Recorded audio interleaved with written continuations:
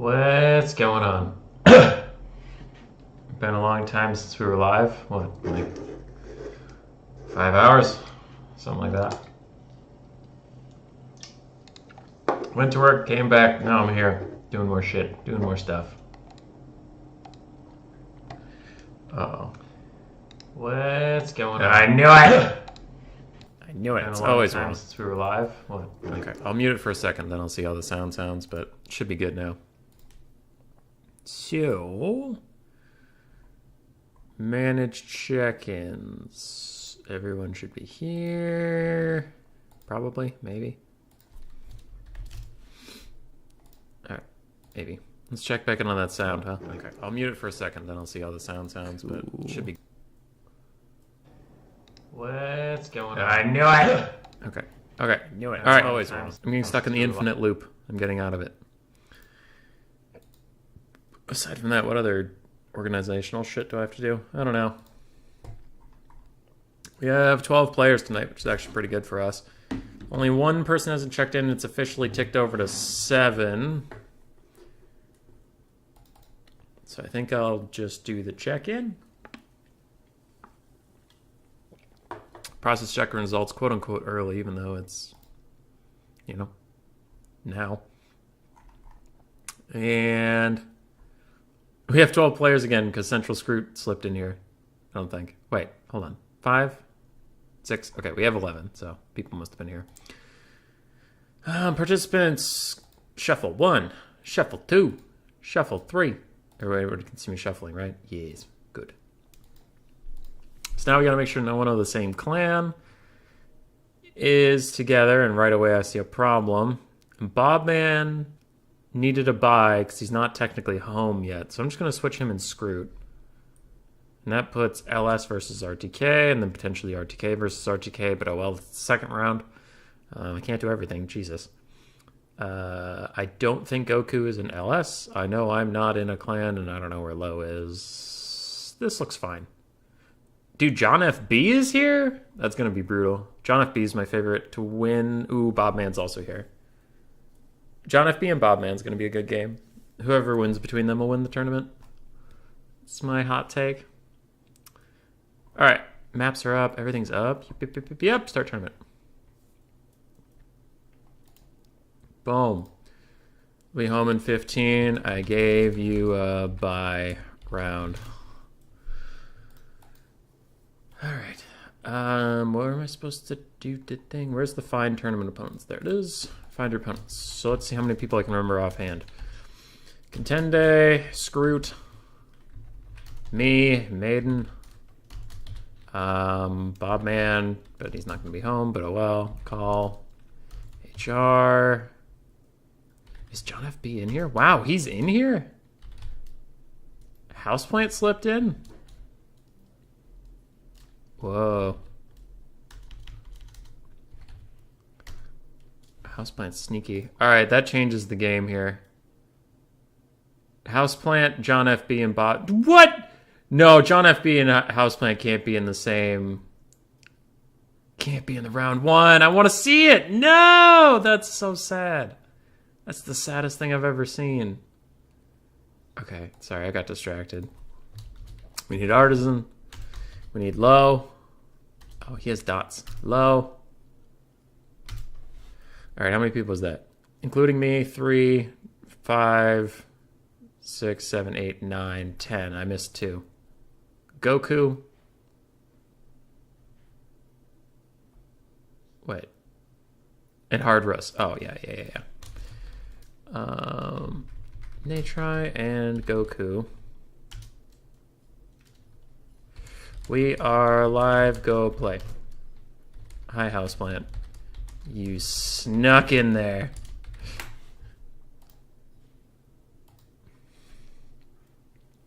All right. Bubman says, cool. Who is Goku?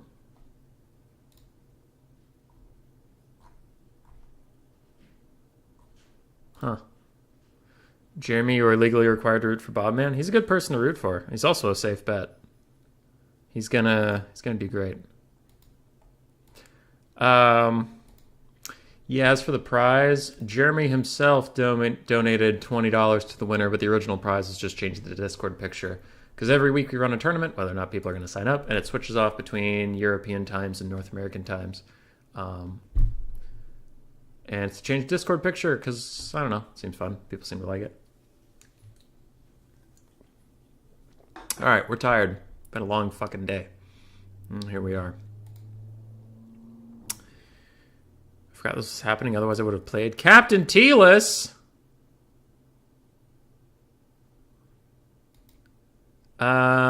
It's me, Goku. Captain Teelis, Goku. In here. Blood Penguin. I'm in the RTK versus Amas going on. I see. I'll deal with this later. Captain Teelis, do you want to play?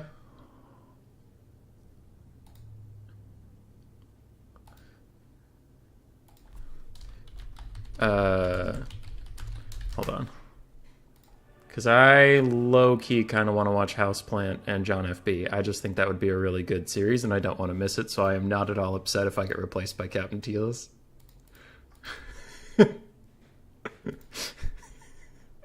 Like, I'm totally fine with that.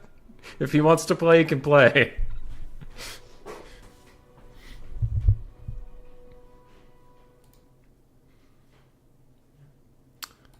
Okay. Otherwise, I'll play low. So give me a second.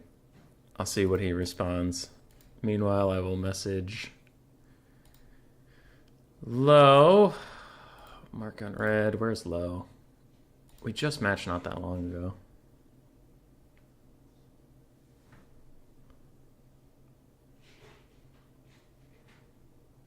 Where low? Show me low. There he is. Wow, he's plat now. Hell yeah, dude. Yo, yo. Can you host?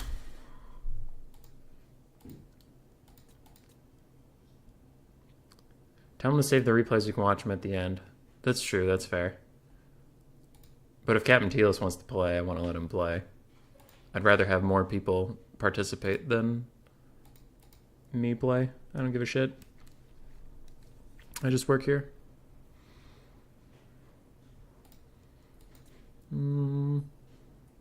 See if Teelis responds.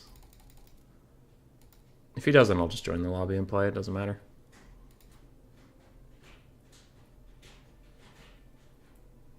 One second. The dog's destroying something. Okay. Dog's destroying something. Don't know where Teelis is. Low is hosting the game. I'm scared and confused. He's a pup. What are you destroying? He's a pup. What are you destroying? Alright, Hazel's just doing puzzles. Hazel's just doing puzzles. Alright. I got a message? What the hell? I'll deal with it later. Wait, one of those was working though, and I just got back from there. Don't be a fire, don't be a fire. Nope, it's not my problem. Cool. Alright, I'll join in. I guess we'll play in our own tournament. Is it me? Is the dog chewing on you again? No. She has this toy that's like it's a big board that has one open space and a bunch of squares you can slide around. And then you put a treat beneath one of the spaces, then you slide like 1, 2, like, you know, you make it complicated to get to the treat, and then they have to remember where it is and like move the things, and she's just clawing at it out there.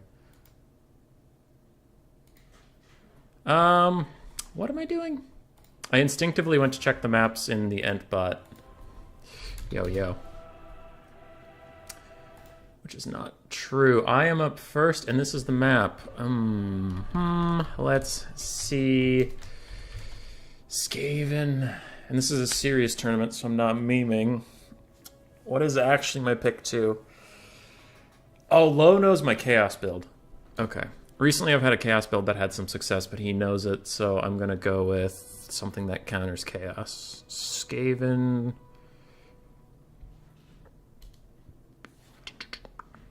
Counters Chaos. Is nothing an answer? Beastmen. Oops. Beastmen, not GM. Brute force works with puzzles. It really does. It really does. When is the clan war? I could use complicated toys like that. Yeah, we try to keep Hazel on her toes. She's kind of a burden. Every day we have her is just a tragedy. He said, knowing full well he loves his pup. All my Norse builds are very old. I'm just gonna wing it from scratch.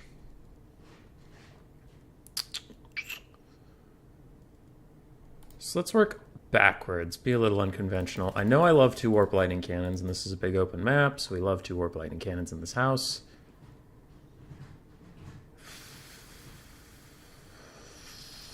I have been liking warp fire throwers a lot recently, so we'll get 2 of them.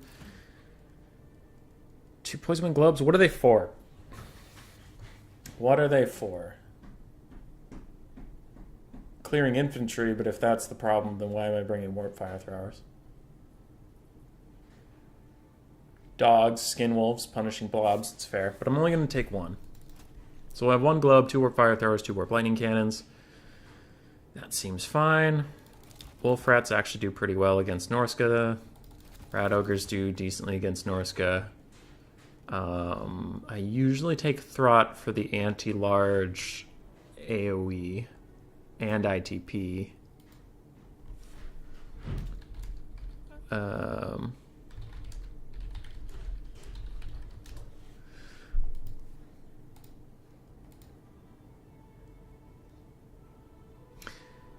But I feel like recently he's just been getting his shit kicked in whenever I use Throt here. Like, he's a nice terror-causing yada yada, and everybody loves a nice terror-causing yada yada. But he still loses. The Rat Ogre summon he brings, though, is actually really good. So we will take Throt. We will take Throt. I just had to think about it. Don't rush me! Can I even afford an assassin? We'll see. Assassin, Plague Priest, probably on foot. Take his usual spells. ITP. How many slaves can I afford? Not even a 20 stack. Where's the trust?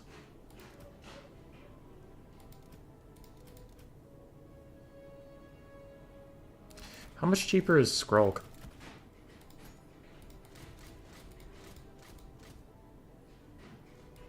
Skrulk's pretty cheap. Andy doesn't suck, and that's a big boost to the old whether or not I take him train is that he doesn't suck. Packmaster also sucks.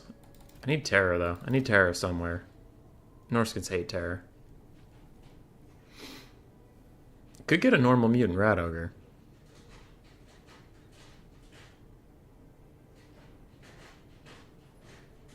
Then I'd want Morse Guitar's Hellion. Okay, I'll get the Hellion, I'll find the money.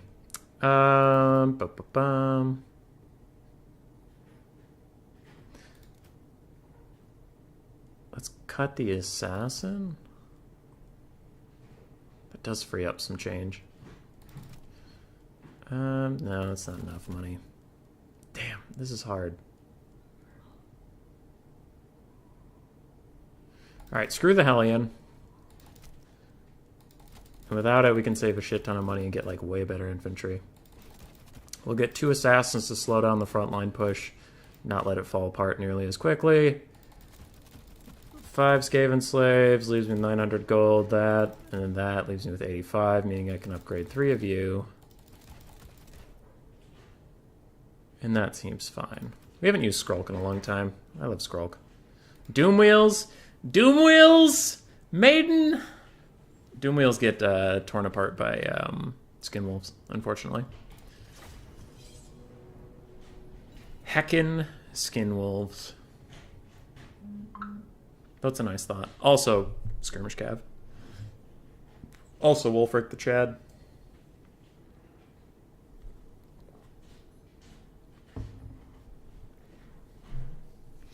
I was so busy with my head up my ass I didn't update the scorecard. 0. A bowl of hummus. Fuck, it's too long. Hummus bowl. And on the other side we have, thankfully his name is nice and easy. Boop. LWO 0. Give him a little more space. Boom. And done. Cool.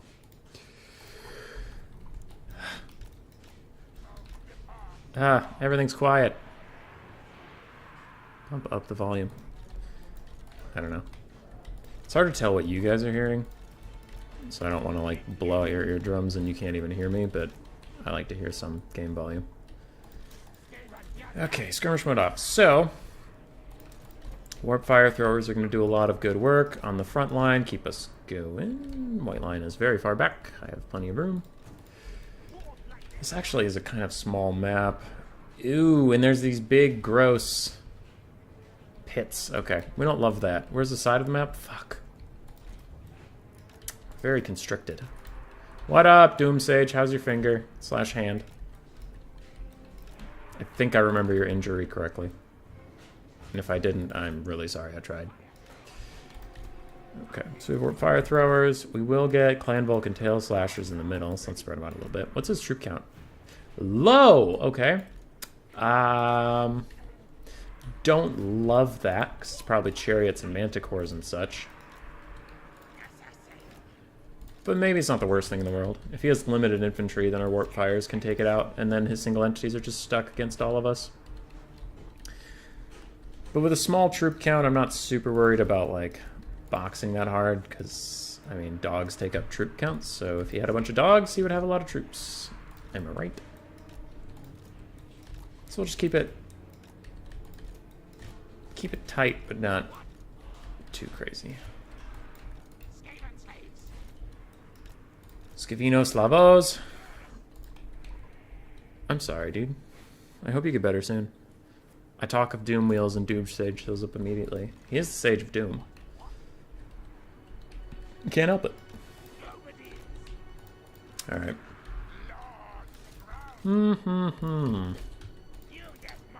1, 2, and then I want to pair Rat Ogres and Dogs. Rat Ogres and Dogs. Rat Ogres. Poison Wind. And then my front line, not you two. Unfortunately, 2 Skaven Slave Spears will just be awkwardly hanging out here. If only I had Jizzails. Haha! If only. Though Jizzails aren't super great here compared to Warp Lightning Cannons. So we'll see. It is a lot of infantry. I was super worried about like manticores and such. Where did all of his money go? Okay. Well, to each their own. Go, Warp Fire Throwers, go. Tonight we kill. Okay. Is he on foot? He is on foot, meaning he's not going to be nearly as good at dodging. I wonder if like all of his important stuff is down here. And I just can't see it, and it's coming up that way, in which case we'll see when it gets here. Okay, Warp Fire Throwers, go take care of that. Go take care of that. And there you are. And we have those annoying Famir. Okay. Rat Ogres, get pulled over here. You are needed. Okay, kite back a little bit. I will throw one quick summon out this way just to be annoying.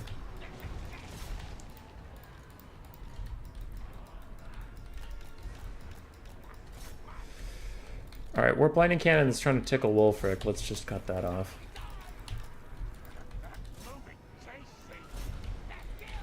Okay, Warp Fire Throwers are doing some decent damage. Let's get Assassins over here. We don't want our Wolf Rats to take the charge because they fucking suck at it.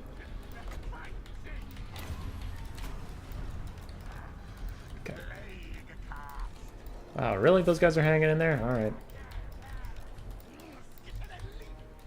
Okay. You guys get in here. You guys get in here. Globes, how are we doing? Get over here if you can. Skrulk and these rat ogres need to wrap around. Okay. We have a plague going. And that's largely fine. Okay. Skrulk is in. Get this and then rear charge. And assassin, make it even worse for them. This assassin, make it worse for them, because unfortunately that's slightly out of range, and I don't want my dogs to break. Okay. Warp fire throwers, do your thing. You guys do your thing.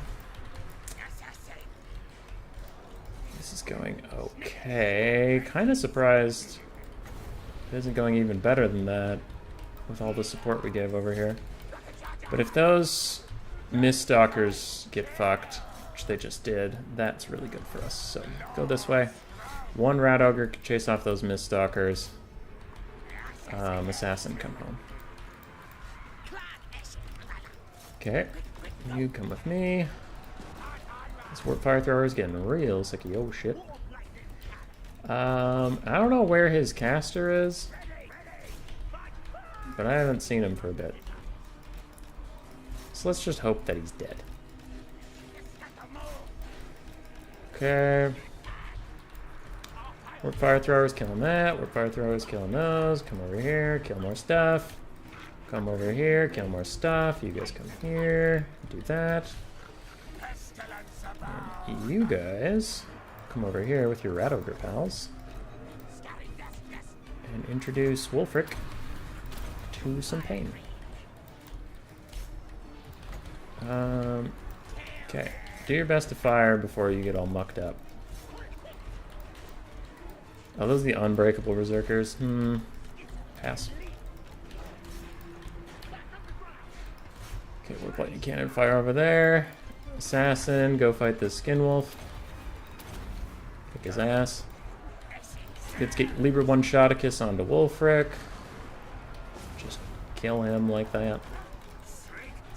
Not super loving having to fight these guys. Can one of you hang back just a little bit and hold those guys in one specific position for just a hot second? Just a hot second. And they're rampaging, so dodge that. Okay. Wulfric's running. Chariots are running. Plague's going on to some helpless berserkers that can't dodge. Feels bad, don't it, you rampaging son of a bitch? Okay.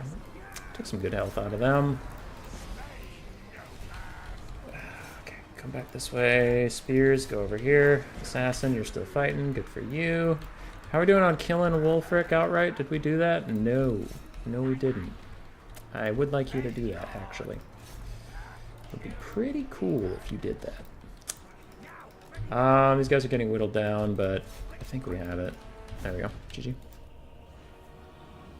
Doom wheels, are they viable ever? Rarely. Rarely. They suffer from not being actually that good of a chariot. Like, they're not that good at clearing out mass hordes of infantry, but then they're also not a very good duelist. And you can't heal them in any way. So they're just meh. Ikit Claw on his Doom wheel is good sometimes, because his blaster is like 3 times as good as any other blaster. Skrulk did well. Everything on the Norscan roster kind of traded stuff, but that big, like, flank engagement we got on the side was huge. Taking out the Miststalker and some dogs and stuff was pretty good.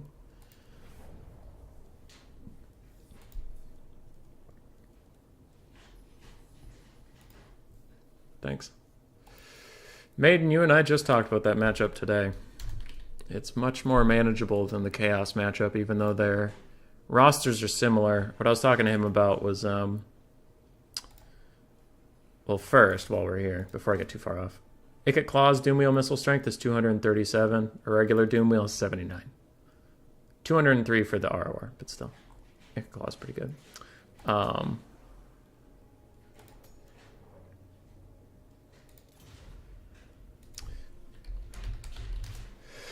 What was I going to say? Oh yeah, about the Berserkers. So, the reason Chaos is hard and Norska isn't usually that hard, it's like fine, it's a fine matchup, is one, their Lord choices aren't unbreakable, and their casters aren't nearly as efficient as Sartorial is, and Sartorial's faster. So like not having Sartorial in your Lord and Hero slot is a huge deal.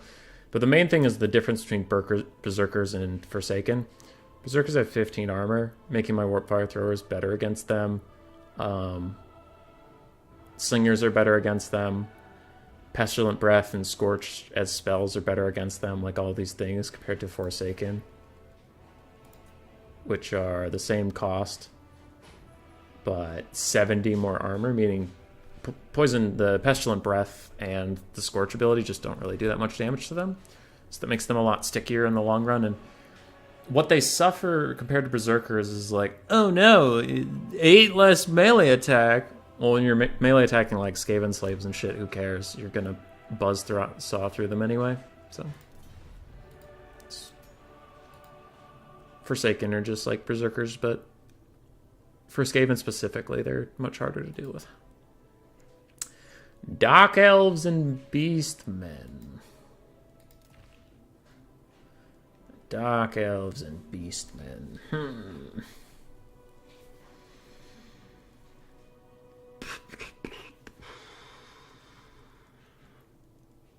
Dark Elves and Beastmen.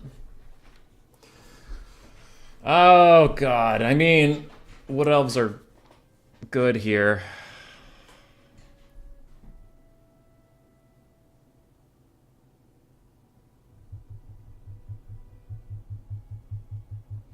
I don't know if I'm good enough with Wood Elves to pick them, though. That's the big problem. Oh, Empire. Do I? Kind of a small map for Empire, but I'm much more comfortable on them, so I'd rather die doing something I'm comfortable with. Dark Elves.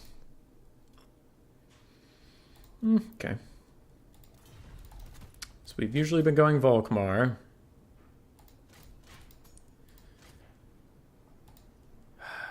Being in the sky against Marathi. I've had a little goon squad with Boris Toddbringer and Heaven's Caster recently, and it's been fun, but I don't know if I would do it in a tournament just yet.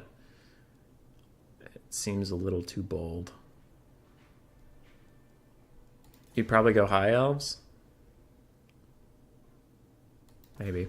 I've been struggling in the High Elf Beastman matchup from both sides. Alright, Amethyst Wizard is fine on foot. He's chill. I'll take Purple Sun. No, I won't. Nah. Not worth it. Do our usual annoying front line of a bunch of unbreakable troops backed up by halberdiers. That's one too many spearmen. Get rid of that.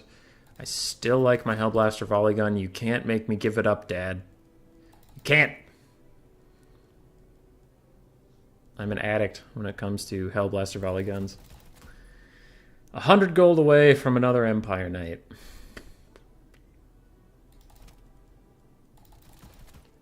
How are we feeling about 2 Pistoliers? If I got rid of all of my Spearman's shields, I could get that money back, but that seems like a lot. Let's cut 1 Halberdier. Oh, what do I do now?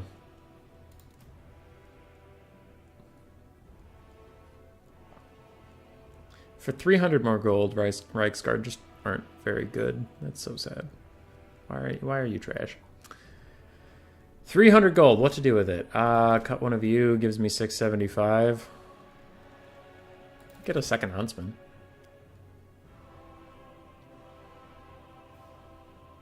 That's not the worst decision in the world. Dragon Princes and Imric Rec Torox. Just gotta bait out the traitor kids. Dude, if you have Dragon Princes on the battlefield, I'm pretty sure Traderkin's gunning for him. I think it would be hard. I'd be hard pressed to find any other reason for someone to Traderkin anything else besides some fucking Dragon Princes. How much is a Warrior Priest? Like in general. 730? Yeah, that's too much. This is fine. This is a fine build. Maybe too much ranged, but we'll just have to find out.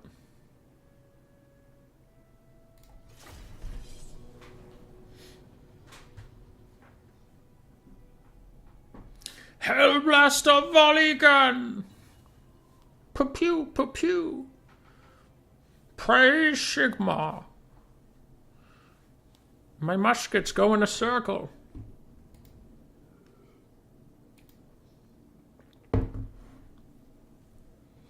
I'm so curious how John FB versus Houseplant's gonna go. I wanna know, can you show me? I find heavy cab never works for beastmen. Yeah, I never said it worked. I believe that it would have worked just because I believe in Doomsage. Not based off of any professional opinion, just because Doomsage said it. Too slow gets kited by throwing axes, and yeah, Traderkin. Maiden just coming in with the big bucket of cold water to dump on this conversation. Maiden, did you know Doomsage is injured? Did you know you're making fun of an injured man? Yeah, that's you. That's you out there.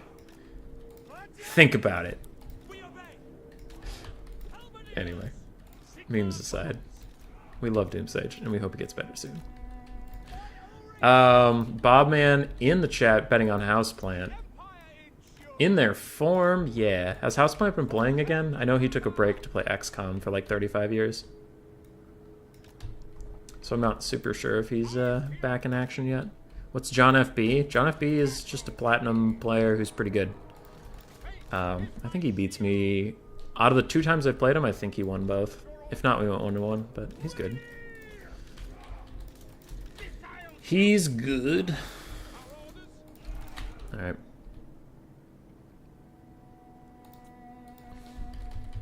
Ready, GLHF.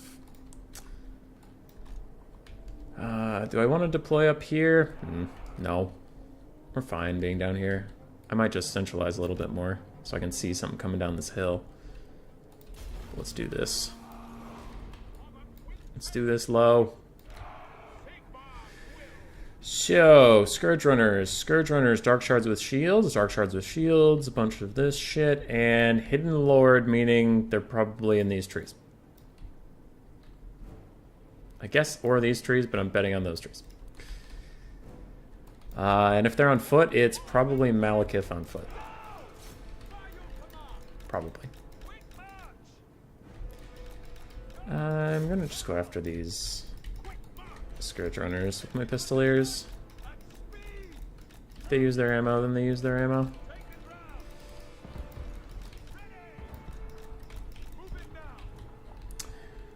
Alright, Hellblaster volley guns in range start making them regret the day they were born. But I do want to get onto those Dark Shards pretty soon. Okay. Just wanted to get a little closer. Where is their lord? Am I blind and or on drugs?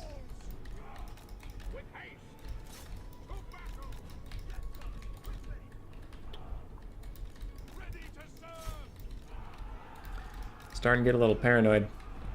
I don't know where their lord is. I mean, there's a Canadian assassin, but that's not a lord.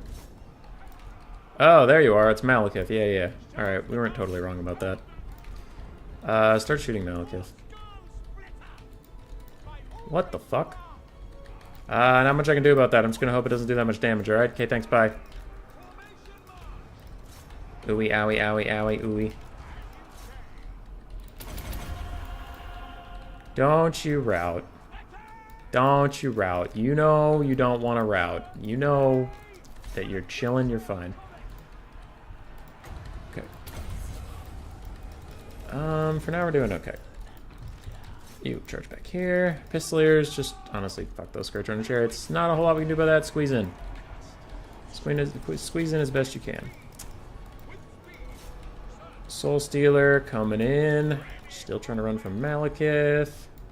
We have charged those Witch Elves. Now get out before you're rampaged. Let's charge uphill. Volkmar is still doing his damnedest, and we'll send some swordsmen out to show those spooky bad crossbow people who's boss. Hey, can you target the guy I want you to target and not whatever the fuck you're doing? You come here, you run away, you come here. Run! Run! Not like this. Well, that's gonna be a fuck show over there. Yeah! Run! Okay.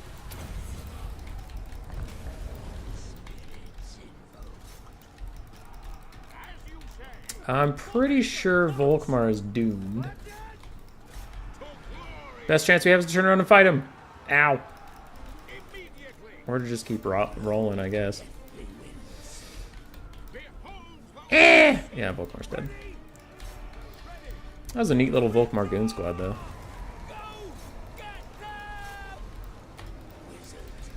Without Volkmar, this is going to be a really hard sell. Not super confident in it. And our Hellblaster's down. It's just a bunch of infantry at this point.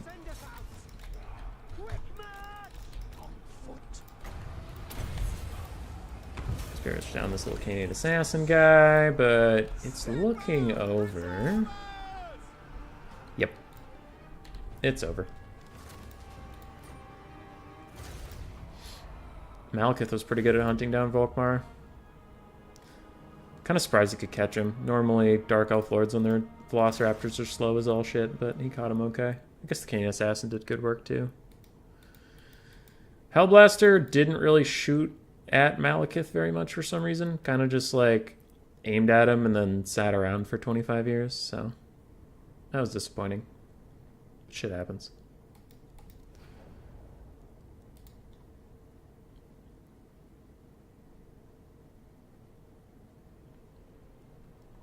Okay, what's happening? So how do you move your units forward like that? Oh yeah, alt drag. It's a good time. GG, well played. Malekith went hunting. So it's 1-1.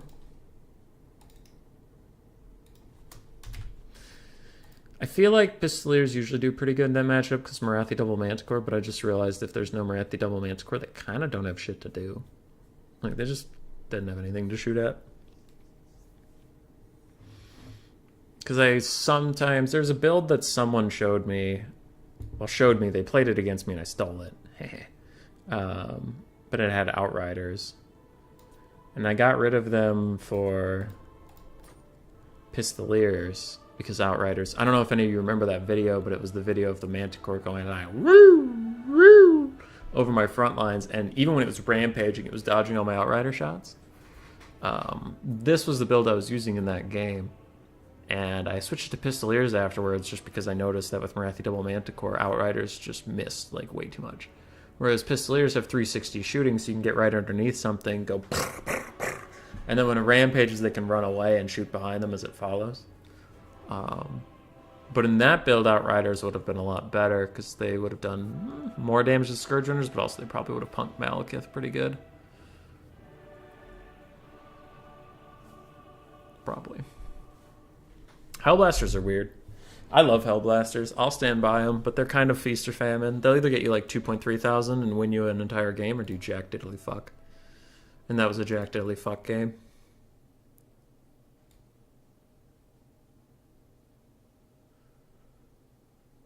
Jeremy, you got your metabolic pathways flowchart today and 6 foot by 4 foot. That's pretty great. Glad it makes you happy, dude. Bannable Borps, how you doing, buddy? Nate's Miniatures, am I winning? I mean, we're 1-1 in our first series, so...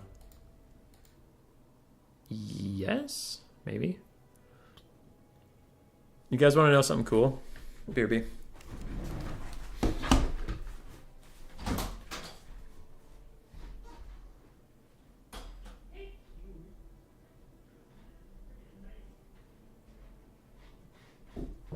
I'm back. Did he pick his factions yet? Nope. Okay.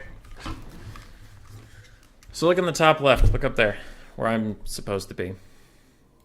It's bothering me. That's in low quality. I'm turning it up to HD. Screw you, internet. All right, look up in the top corner. This came today. It's I don't know if you remember on the Discord, some of you were there, but it's our dumb little joke Harry Potter-esque book. I printed the test copy and it looks fine. So I'll get that on the storefront probably soon and order 100 copies. And then if anybody wants one, I'll send it to them. Shit, but it's exciting.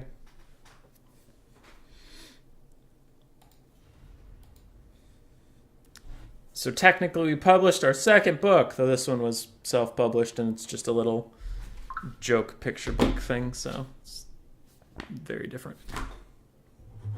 But it's there. Alright, how's the tourney doing? Contende has defeated its me, Goku, and he has moved on to fight Artisan Tech Priest.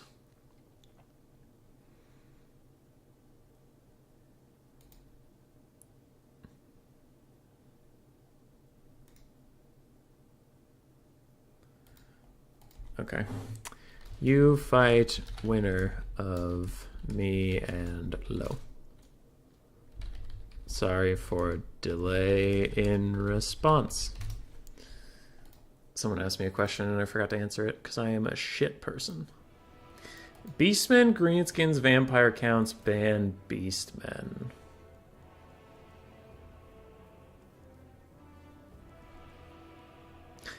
That feels like a good pick 3 in my favor.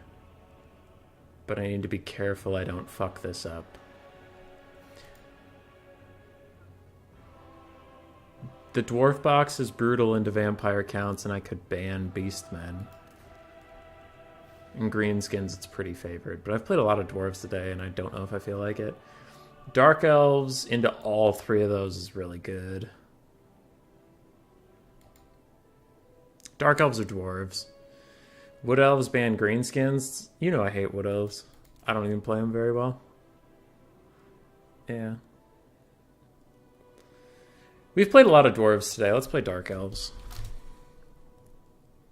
Ban...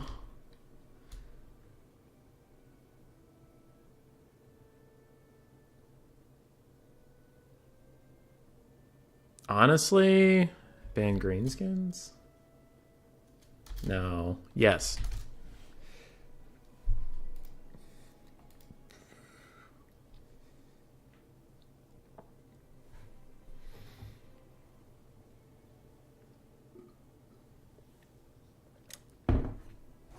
It's been a while since I've played the degenerate build.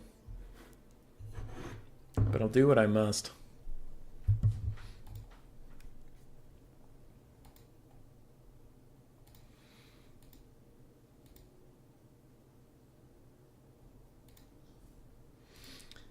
This is a serious tournament. It's time for serious builds. Serious scrapping builds.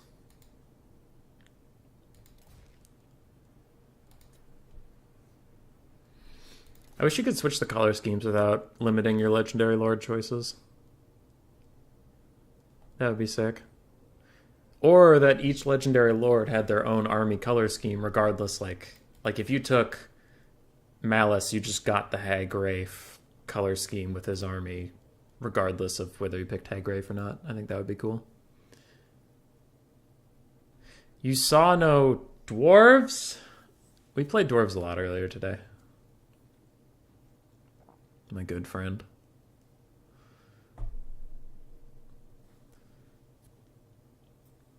I think we won. I think we lost. I think we did both. Beastmen it is. Alright. Let's see if the degenerate build still works. Dark Elves versus Beastmen 2. How are we doing? It has 4 chariots. We're down to 3. So we cut that. What do you guys have? Black Lotus and the thing, and then Black Lotus and not the thing? Okay, you cut a Black Lotus, but keep the Assassin's Trophy. You, how are you doing? Good? Good. Great. Great. Buy Smashing Pumpkins. What else do I need here, really? What's our model count? 180, 225, 270. Okay. Let's get another Dark Rider. Could just get 2 more Dark Riders, honestly.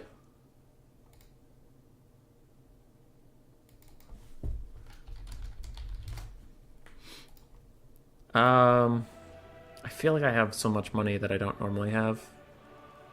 What do I do? What do I do with all this money? How much is it for the Slaanesha's Harvesters? For another Soul Stealer? Is that a thing? 45. So that's 270. Oh my god, with Slaanesha's Harvesters, it's technically still 300 bottles. More Soul Stealers!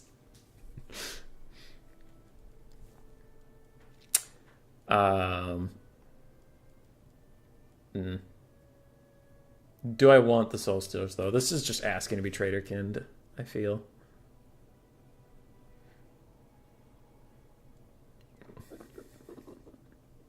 Sure? Sure. I mean, we have 2 Words of Pain, too. Let's try the Slaanesha's Harvesters. It could be fun. Who knows? I have to make sure I get the model count right, though. 90, 180, 270, 18, 333. So that's 18 plus 9 is 27. And then my single entities. Yeah, this is like 302 models. Get a Hydra. Unfortunately, dude, Hydras have been so disappointing to me recently. Also, that would break my SE limits. I'm already at SE capped. That sounds like a risky build. This is very close to my usual build. I just took out 1 Scourge Runner because of the Chariot limits. I agree with Maiden, though. Let's get rid of the Slaanesha's Harvesters. It's too memey, and we don't need to. We can just get some Dread Spears. It's fine. Though if I'm doing this, I want at least 1 Dark Shard. Because why not?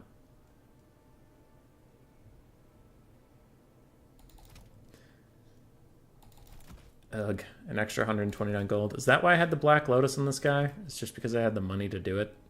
I think it is. Okay. How much is Doom and Darkness? Nope. How much is this? 72? Minus 15 armor. It's not that good. Okay. Good enough. 34, 38, 33. 1 gold. It's fine.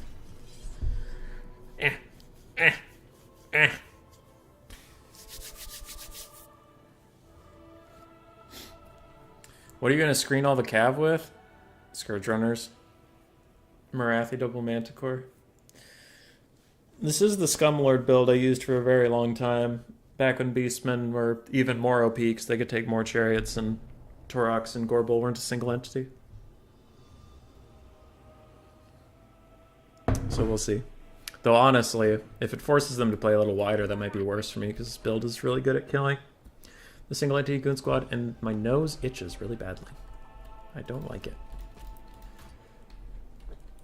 Woe is me with the itchy nose.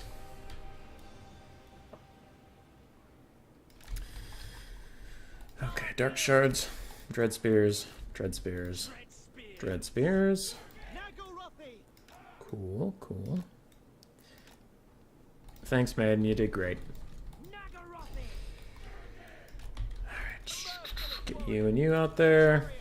Get you 2 out here. Turn off that. Because if I don't tell you what to do, then that's on me. That's not on you.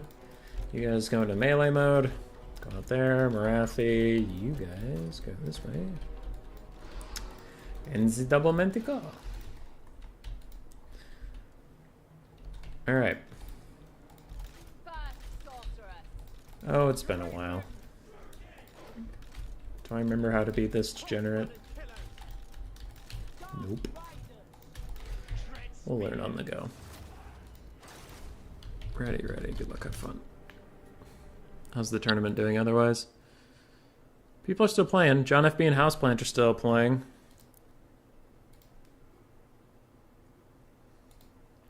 Bunker those Dark Shards. They're your VIP. If they die, you'll lose. Well, shit. I didn't know there was that. Maiden, I shuffled at the start of the stream. You saw me shuffle at the start of the stream. Everybody saw it. I'm sorry you're the luckiest person in the universe. Though you do have to fight the winner of John FB and Houseplant, so I don't feel that lucky for you. Okay. So, Canadian Assassins. Scourge Runners, get down there, go into melee mode and get down there.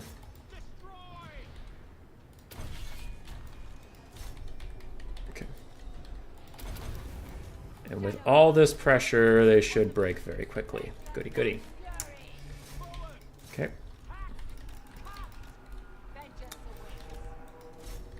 Go over here.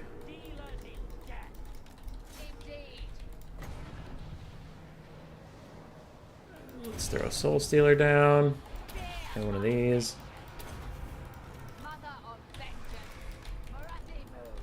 Now that's a lot of damage. Oh, I didn't mean for you to land. That's awkward. Okay, well, come in here and bail me out, please. Thank you.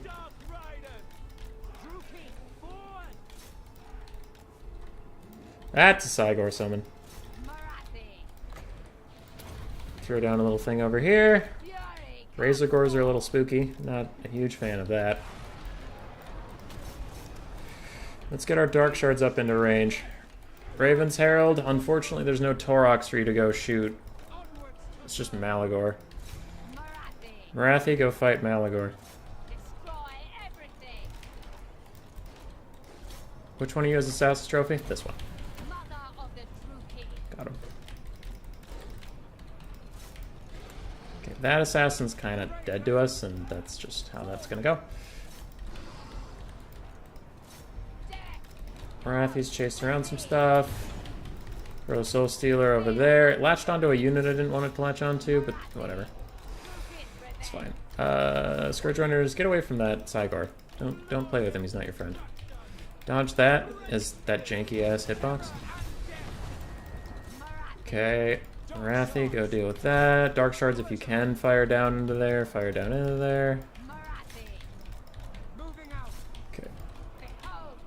You're just running around with your friend Malagor, and you're having a great old time.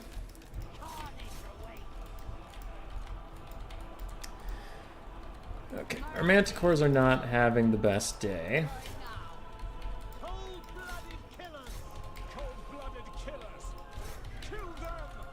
Scourge Runner's just plowing in here. Okay, Dark Riders chase them down. Oh, we don't have a Soul Stealer, but what I would give for one right about now. That'd be cool. Okay, this Manticore could have left for just a millisecond, and then he departed us. Okay, come back this way. Chariots, come with me.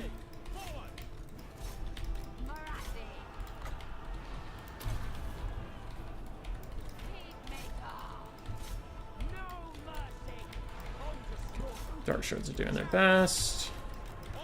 Throwing axes, get away from there.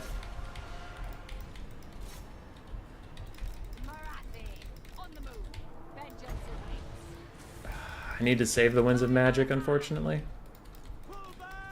As much as I would like to do that. Oopsies. Come over here. Alright. Bounce Power's not a fan. And again, when is it?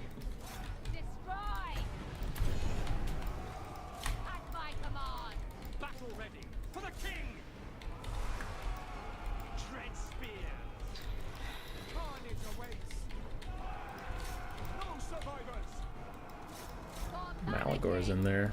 Or is he next to there? It's hard to tell from this angle, honestly. Dread Spears try to kite out those Peter crossbows. Cygors are being Cygors. This is their birthright, I suppose. Okay, Marathi, go try to fight Malagor again. You guys could just come back.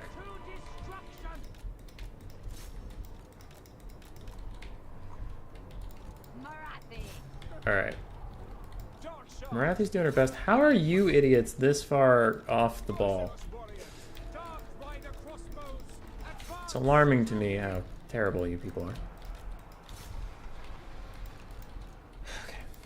There's a summoned Cygor on the field. Do have to remember that.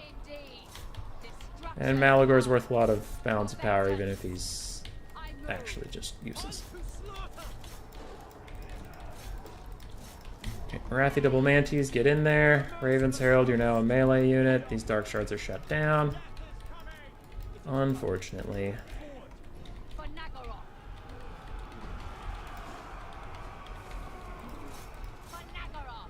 Whoa. Both my Manticores routed? Really? That's actually kind of nuts. Yeah, Cygor, hurry up and go away. Also, can we move? A little bit. Little bit. Move a little bit. Move a little bit. Move a little bit. Move a little bit. Nope. Okay, you are just permanently 100% not gonna even think about leaving stuck in here. Thank God the Cygor left. Okay, Cygor left. I'm probably just gonna have to burn a Soul Stealer as soon as I get one. Because I need some frickin' space. Give me some space! Give me some goddamn space! Alright. Everything in here just needs to fuck off for a second. And let me breathe. Just let me breathe. I have a lot going on in my day. Alright? It's a lot. And I just feel like you guys don't appreciate the work we do here. Okay? Alright?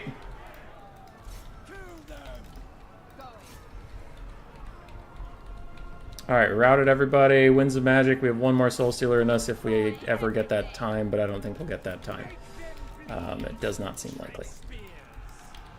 Marathi's going to duel Malagor. And Malagor's just going to leave. Oh, but we got a nasty shot onto him. Let's go, Marathi. Kill him. Kill him. Kill him. Kill him. Kill him. Raven's Herald, can you, like, try to block him in or something? No, just get behind him instead of blocking him, you idiots. Oh, Marathi's getting another nice shot. Go, Marathi, go! Go, Marathi, go! Dread Spears, don't leave me. Dread Spears, don't leave me! Oh, how did Malagor get into the sky? Shit. Okay, well, Marathi plus Dread Spears is gonna have to kill Centaurs. Uh-oh. Uh-oh. It's looking bleak. It's looking bleak. Alright. Those guys are running. I wish you could move, Marathi. I wish you could move.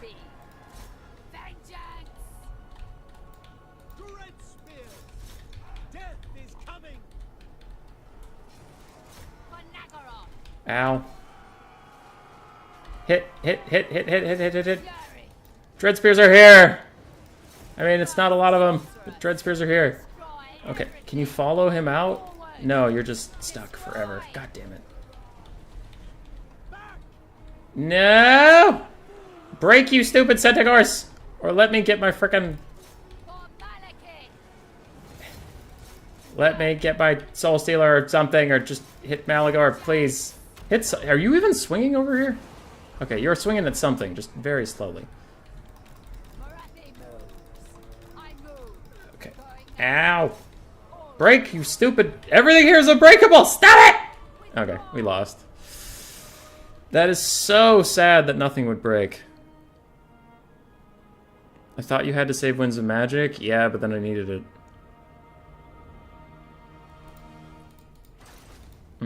Marathi and Melee just kind of sat there.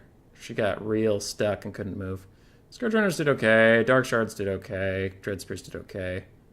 Everything did okay, because it honestly did come down to being a close game. Manticores didn't do that much. They kind of got stuck in this big, like, blob and died.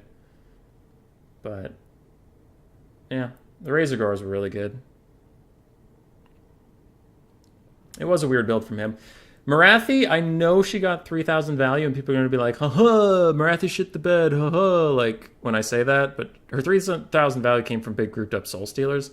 In Melee, she really shit the bed. There were so many attacks she missed onto Malagor that I really needed her to hit. Yeah. GG, well played. Marathi melee. Bad RNG. Well, too weak. There, so he knows it's a joke, then he knows it's not actual flame. She missed a lot of attacks, though. 15 bonus versus large, so that brings her up to a melee attack of 70. What's Malagor's melee defense? Not that. Okay, so just unlucky. Just unlucky. Is there another game ready for us?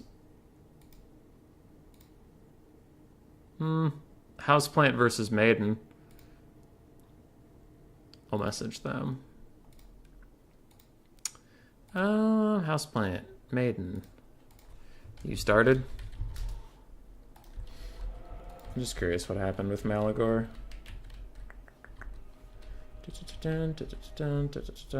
Where is he? He's up in the sky. Then Marathi's gonna go over towards him. She misses that attack, and then he flies away.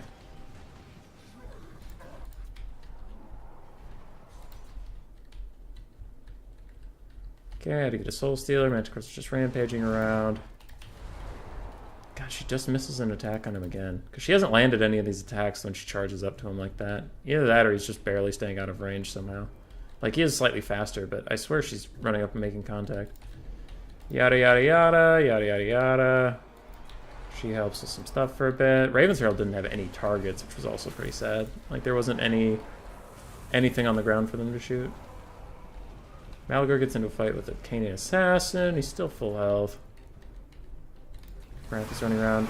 Okay, Malagor lands next to a Manticore Marathi, and I think they have attack orders on him. Yeah, but neither lands an attack on him, and he gets out. He's back up.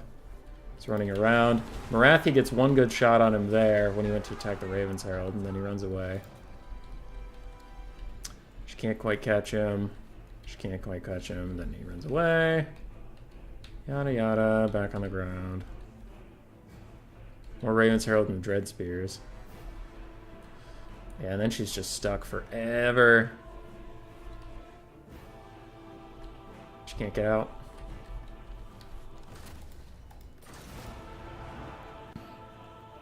Rip. Malagor's infantry? Oh. Interesting. I mean, there's Bobman's lobby. Houseplant looks like they are already playing. So I'll see what Contende and Bobman are gonna do.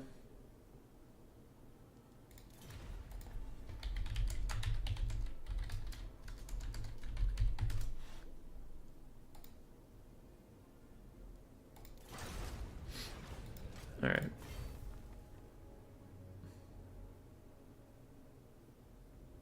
All right, Steam, figure it out.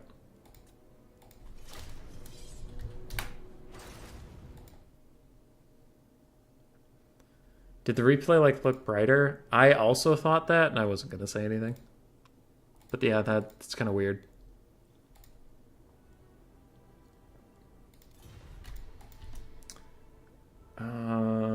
Central Scroot.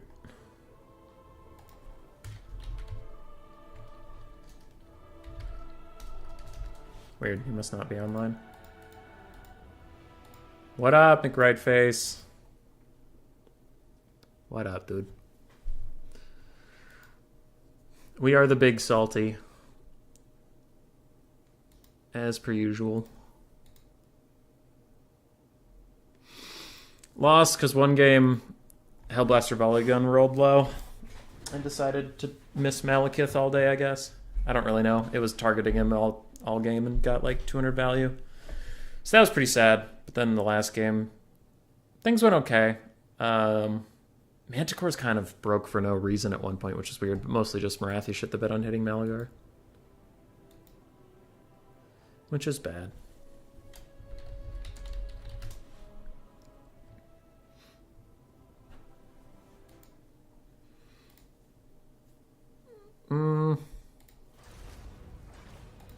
We'll see if there's another game we can hop in on if Central Scrutinizer's putting his kid to bed. So there's Contende.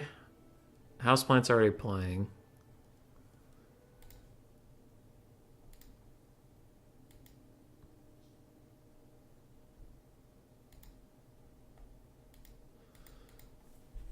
Alright, so far Low hasn't messaged anybody.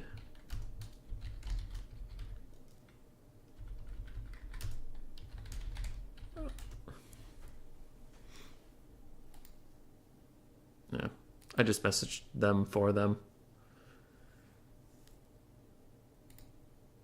Just in case.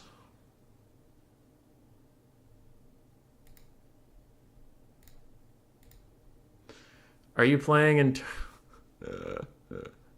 McRightface, why you doing me like that? I don't have a Warhammer 3 access. I ain't got it.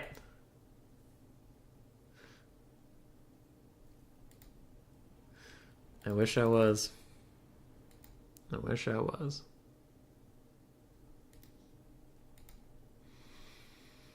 So either Low and Hard Roast Warrior need to figure their stuff out and set up a lobby, or Scroot's got to find, well, not find Bob, man. He's got to put his child to bed.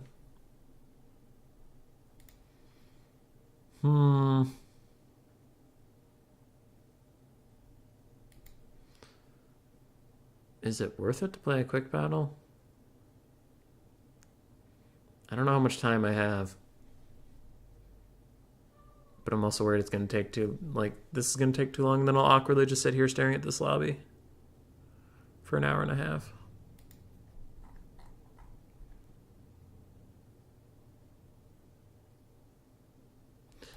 What factions are you showing off when the...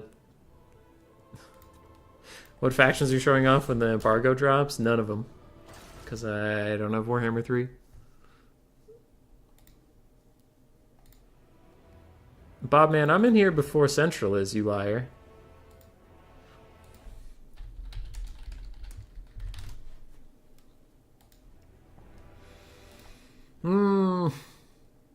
Sad.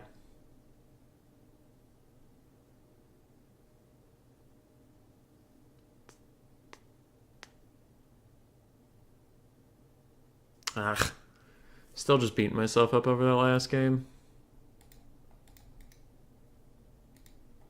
It's so annoying.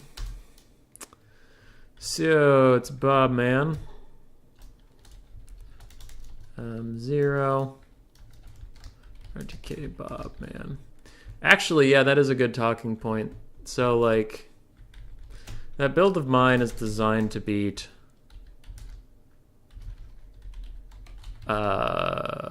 Torox, Gorbel, Blob, and shit.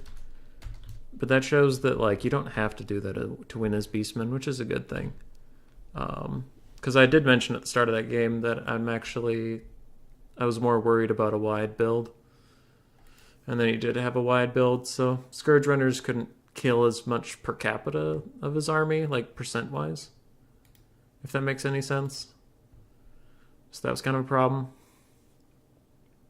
And also there's just more shit. Because then you'd have to go wider as the Dark Elves, but...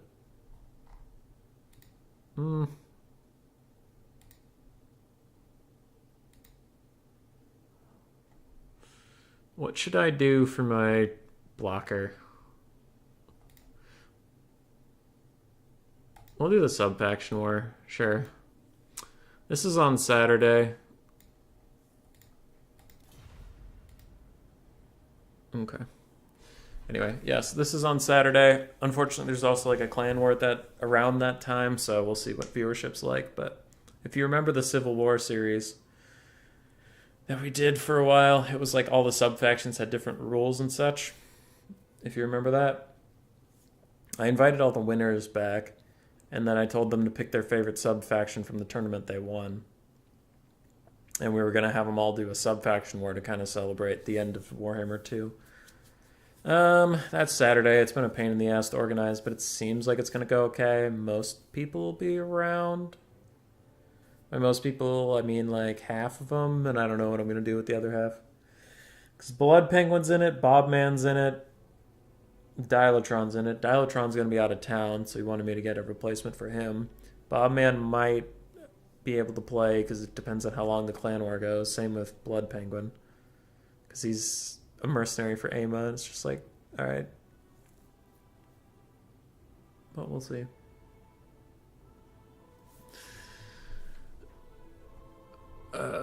What were the picks? Wood Elves and Chaos. And he goes Dowie. Alright.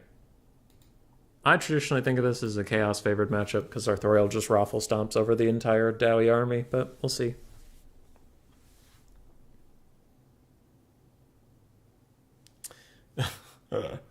Mick right face. Yeah, I mean, maybe. Maybe. I haven't been playing that well, honestly, recently. Been playing like trash. Well, that's not fair. I suppose I did get into Platinum last night, but then I streamed today and lost 2, won 1, but I'm kind of burning out on like the meta tryhard stuff. I don't know, dude. So when I queue up, I barely ever play beastmen. And when I played beastmen today, I had to take a jabber scythe, otherwise I was just gonna splatter my brains all over from boredom. My head would just explode. So I've been playing Skaven just because they're great. Some beastmen, not beastmen, greenskins are still fun.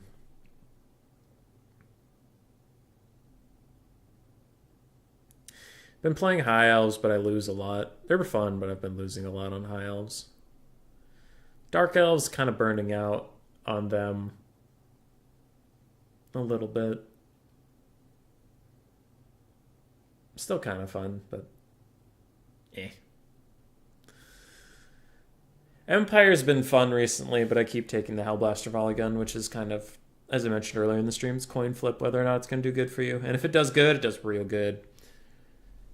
But I don't know. It's hard.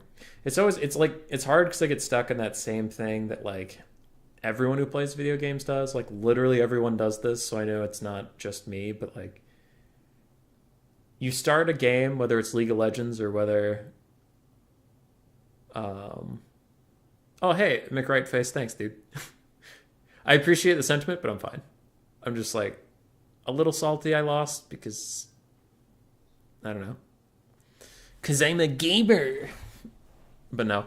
Anyway, I do that thing where, to finish the point, I've done it in League of Legends when I used to play that a lot. I do it in Total War Warhammer where I'm like, you know, oh, I'm not going to do the try hard thing. I'm going to have fun. I'm going to do this thing. And then when you lose something because you didn't do the meta thing, you like ruminate about it. And you're just like, God, I should have done that.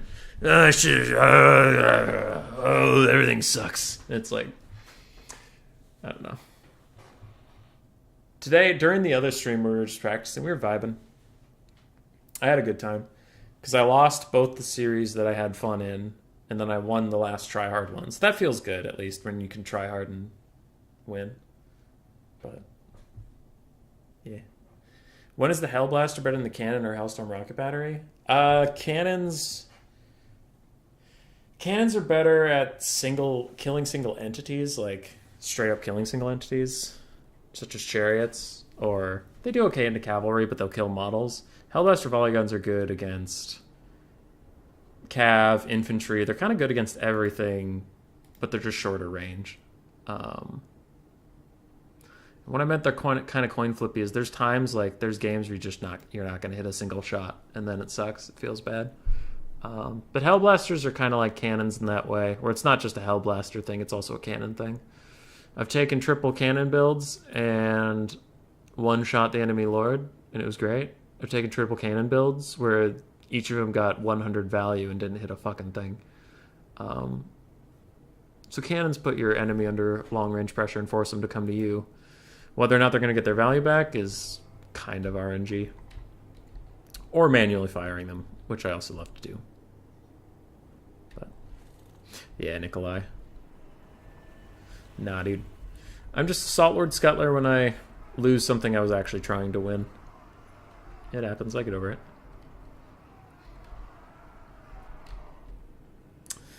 What are we looking at here?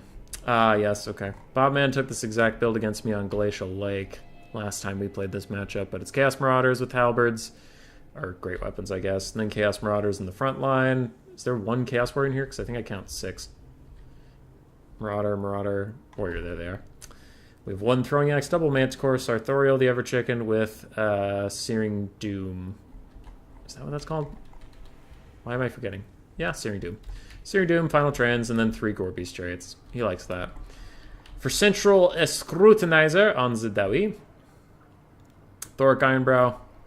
Dwarf Warriors, Dragonback Slayers. Looks like a mix of miners with blasting charges across the back line. Ulthar's Raiders, and then 5 Quarrelers.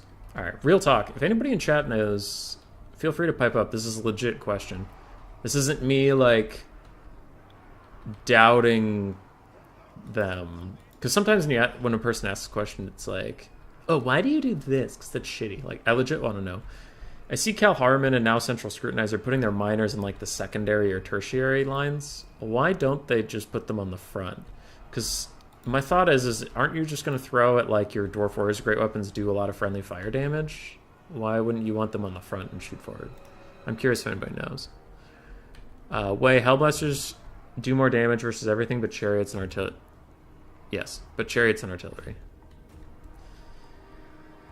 I would agree. But Hellblasters have been okay recently. Until, obviously, they pick a game and decide not to hit anything. Because they're fuckers. Any artillery can do that, though. As we saw in the earlier stream with 3 trebuchets losing a fight against a single cannon because they just didn't hit. And then I got to yell at Smalls about that, which was pretty funny.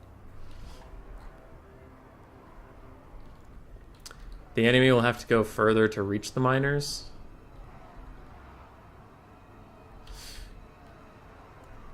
We'll have to go further to reach the miners. Yeah, but dude, I mean, miners are kind of a frontline chaff unit. Do you care if they try to get to them? And delaying the charges takes more time for the enemy infantry to blob. That is true. I guess I was just worried that you're going to bomb your own troops, too. Because dwarves, unlike Skaven, dwarves actually matter. You get more throws in when the enemy is stuck on longus or something. It's because the dwarf fly armor, the blast charges will negligible damage. When they're clumped on the front line, you get more accurate throws. Huh. Alright, yeah, we'll see it. Not a dwarf player, but keeping them back lets them not get wasted if opponent brings armored stuff. And possibly ward off missile cav. Alright, a lot of reasons coming through. Is the game volume really quiet? Why does it feel like... I'm going to bump it up.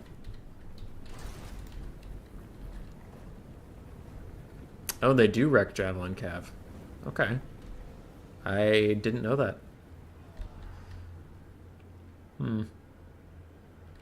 Anyway.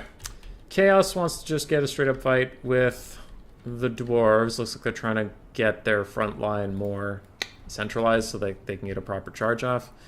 I don't know if that's necessary because you don't have time to get the full surround. So Thorol's running forward. Quarrelers are going to do decent little poke damage to him. He has missile resist but almost no armor, so volume of fire will do some good work on him. That being said, Quarrelers could also be shooting at all these great weapons coming up. And Sartorial's going to charge. Now this is the reason I think Sartorial is really good in this matchup. Also, Sigvald's good for his own reasons, but Sartorial is just not perturbed by anything the dwarves have. He'll run all over him. Gore-Beasts are going to run back and forth. We do get marked by Ulthar and Gore-Beast chariots that are about to just run away anyway, and Manticores are disrupting everything, and so is the Big Bird. God, look at Sartorial go. He's just like a Manticore on the ground. He's running through here. Hey, Flex Prime, how you doing, dude? Chaos Marauders are great weapons, running after the Dragonback Slayers, trying to get some free little trades onto them, but instead they'll get intercepted by Longbeards with great weapons, and that'll be a lot less fun for them. Gore-Beast chariots are taking some damage, and the dwarves are trying to hold the front line. The miners with blasting charges looks like they're starting to move up now. And some good Quarreler and Ulthar Raider Crossfire is going to rampage off this Manticore. So, what are these blast charges going to do? Ooh, that might be a good spot for them to throw. 2 Chaos Marauders all stacked up on each other. That could be nice. Front line of Dwarf Warriors is starting to fall apart pretty slowly. I wonder if we've had a Rune of Doom yet from Thoric Ironbrow. If we have, I hope it did some good damage, because that front line's dead as hell. And here we go, here we go. I want to see it. Give me that juice. That hit more Longbeards than it did enemy. Try again. On the far side, Chariots and all of Chaos is just running over the Dwarven lines. I really want to see what's going on with these blasting charges, but they're taking their sweet fucking time about it. Manticores are messing up everything, and it looks like Chaos is ahead on the bounce power. I tend to agree. And they're, like, exclusively hitting the Longbeards. Why are you, like, only hitting the Longbeards? Alright, they've been disrupted by a Gorby's Chariot now. That's pretty sad for them. We're down to just Thoric and some Longbeards at this point. All the Quarrelers are shut down. Gorby's Chariots are running over, and I think this game's already over, unfortunately, for the Dwarves. Sartorial is totally Skeksis. Hey, now the Blast Charge throws a couple after Thoric does all the work for them. I think. But yeah, they derped out super hard. Gorby's Chariots are going to run over these Quarrelers indefinitely. Dragonmech Slayers will get slowly killed by all the big bad nonsense, and then Thoric Ironbrow will be left versus the world. You've seen it a million times. Most of those Marauders are out of range, but then why did they stop? The blasting charges had their orders. They should have just moved up. Why did they stop? Wait. Gorby's Chariots, running over more miners. I mean, I know I haven't been talking too much about this game. There's not a whole lot to say. Chaos went through Dwarven frontline, killed a lot of Dwarves. Dwarves in trouble. Dwarves dying. Iron Drakes also don't wait to shoot the entire unit if it's in their line of fire to shoot. It's surprising the amount of micro to get good charge throws. And Screw is going to back out. 183, 95, 149. Yeah. Miners had troubles. Dwarf Warriors' great weapons got crumped. Longbeards also got crumped. I mean, everything did. Yeah, no real value on the Dwarven lines, unfortunately. For Chaos, a lot of disruption, spread out value. One Marauder never even saw combat. Gorby's Chariots did most of the work, just routing off stuff, and so did Manticores. And that was it. That was it. GG, well played.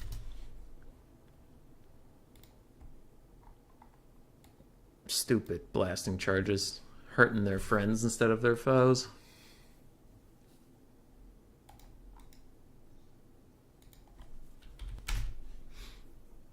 Okay.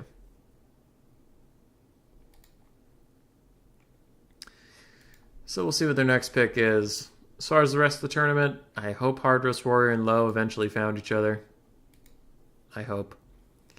Contende and Artisan Tech Priest are fighting somewhere, and Houseplant and AC Maiden are fighting somewhere, some way, somehow.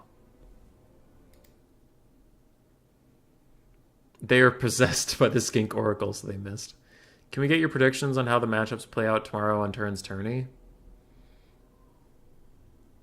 What are the matchups in Turin's Tourney? I don't know what it is. Where is it posted? Is it on his YouTube? Turin videos. Hope you're all doing well. City as an experienced Pacific community who's going to be able to participate a little bit today. Excited to show you guys domination mode. Take care of yourselves, and we'll see you in a few days. Okay. Does anybody know where to get an image of who's playing?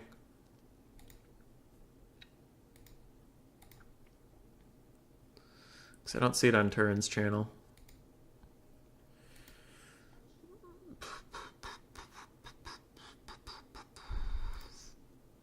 Yeah. Nurgle, Cathay, Korn, and Tzeentch domination mode tourney. Yeah, but who's playing them? Like, who's playing as the factions? Because that'll heavily determine who I'm voting for over the factions themselves. Slaanesh is probably going to be the most favored in general. Then probably Tzeentch. He tells you who's playing the most recent video. Oh, the one I skipped through? Okay. I was hoping there was a graphic. Let's see. Scroot's gonna go Empire and Tomb Kings, by the way. No, shit, fuck! Turn, videos.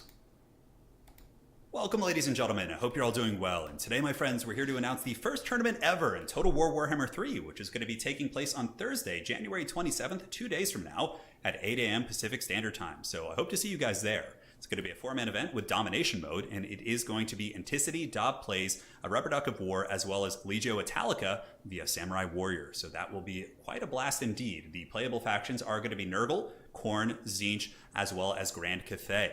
So those are the only 4 that we're allowed to include in the event. It's going to be 2 best-of-3s followed by a best-of-5 final. And at the end of the event, we're going to be meeting with the players who played in the event and talking about our thoughts, our opinions. We can answer questions regarding domination mode that we've kind of experienced so far, because we have quite a few games under our belts here. But yeah, very, very excited for this event. Once again, it's going to be Thursday, the 27th, 2 days from now at 8 a.m. Pacific Standard Time here on my channel. Now, another fun announcement that's coming up probably closer to launch. I'm currently working on a Total War Warhammer esports website. So the website itself is going to be having a grand tournament calendar. So basically, well, it'll be a little bit more focused on multiplayer. There, it's going to create a player profile with features and get everything set up. So who plays what? And, I'm so damn excited.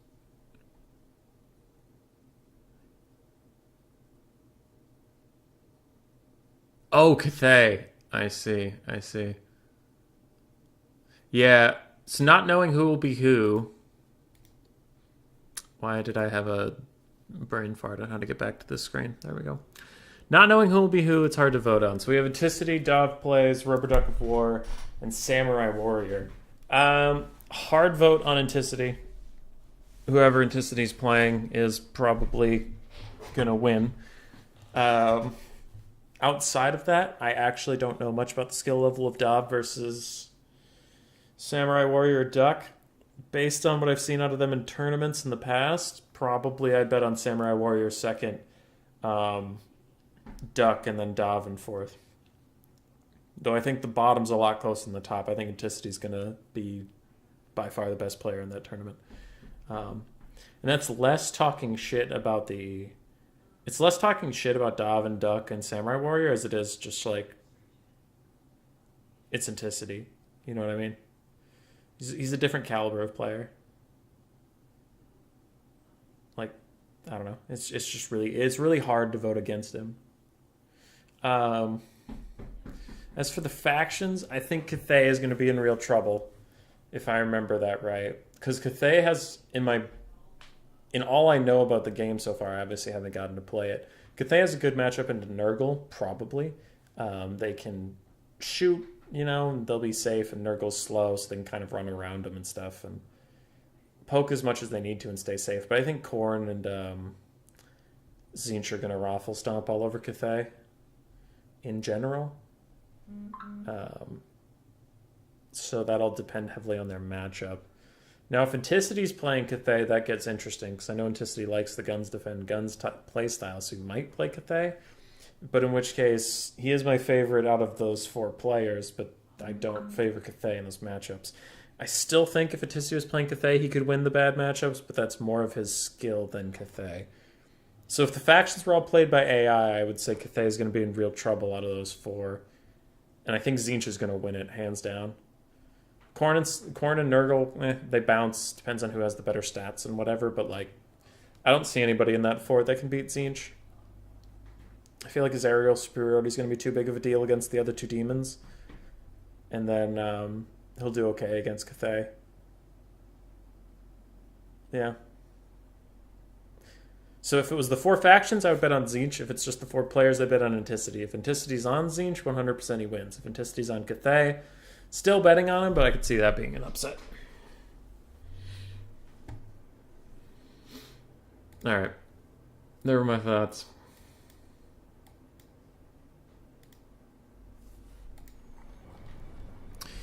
Okie dokie dokie. So, what do we got here? Bobman on Beastmen and Central Scroot on Empire. For the Beastmen, we have a whole bunch of Centaurs. Looks like 4 of them on the woods side. They're going to try to stay in the woods and stay safe. 2 Tuskor Chariots, Gorbel, and Torox. We have a Brachyman of Wilds with just Traderkin on foot. And then we have a mix of Ungor and Gore herds. And that's about it. Pretty straightforward rush build for the Beastmen. No ranged whatsoever. For the Empire. For Sigmar himself, Sterling's Revenge, great swords, a mix and front line of flagellants, spears, and whatever. Second great sword, we have a Demigryph Knights with halberds, a Firecaster, so no life... What the fuck? We'll get back to that. No life caster to heal up these Demigryphs. They're on their own. We do have double War Wagon and we have Volkmar, but also that Bright Wizard doesn't have Kindle Flame. He doesn't have Kindle Flame passive. Interesting. I like the army comp of the Empire army. I don't like some of the decisions, like the Demigryph Knights with halberds with no healing and the Bright Wizard with no Kindle Flame, but aside from that, it's a pretty good army comp. I think it's pretty good. Great Swords could be a game changer if your opponent's not ready for it. Oh, Bobman was hiding his archers. He does have 2 archers. Okay. You feel like the demon armies are set up to be really strong? I would also agree. Really, the stats I've seen on Cathay, it seems like CA made them OP to try and get that sweet China money and then got them banned in China. Why did it get banned in China? Is it because of all the demons? It sounds like it's because of all the demons. It's probably all the demons. Police siren outside. And Grace is trying to get Hazel to howl out there. So as for this game, hold on, one sec. I would also agree. Really, the stats I've seen on Cathay, it seems like CA made them OP to try. The game feels really quiet to me, and even listening to the stream, it sounds really quiet. So I'm going to bump it up again. Tell me if it ever gets too loud that you can't hear me, but just want to hear the game. Volkmar's rolling around. He was trying to get some free soul fire bombardments on the front line, but it looks like he is going to get pushed back as Torox is here. To party, and Bobman's going to do a nice, calm, slow, aggressive, sprinting, terrifying rush.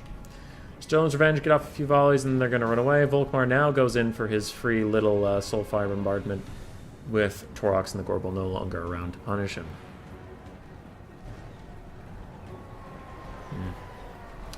Tuskor Chariots sprinting through the front line, about to just crush through the Sigmar Sons and keep rolling. But maybe these War Wagons can do some little poke damage to them, and especially these Demigryph Knights with halberds are going to sprint towards them. It looks like the Tuskor Chariots are going to just try to get peace out of here, but then Volkmar is going to cut them off. And the Demigryph Knights unfortunately have a bit of a blunted charge and can't really stop. Grand Shield of Faith is popped to try and keep the Demigryph Knights safe from the Traderkin that is coming down right now. You can see they're still taking terrible, terrible damage, and they don't have any healing to help them out at all. Torox and the Gorbel running in, but Sterling's Revenge is currently just teeing off into them doing good damage, and Centaurs are piling in as well. Central Scrutinizer is going to have to pull up some of these chaff infantry to keep him safe, but it doesn't look like he will in time. And Torox is back on top of Volkmar, so that's pretty bad.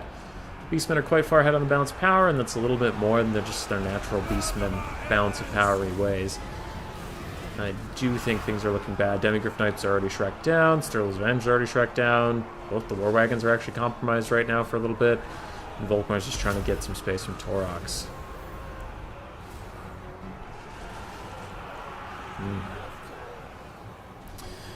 Tuskor Chariot's a little more mucked up than Bobman would like here. He doesn't really want them to be sitting these greatswords, and indeed he is going to pull away now. 2 Ungor Raiders are shooting up at Volkmar, and Torox is taking okay damage, especially from standing these greatswords and spears and such.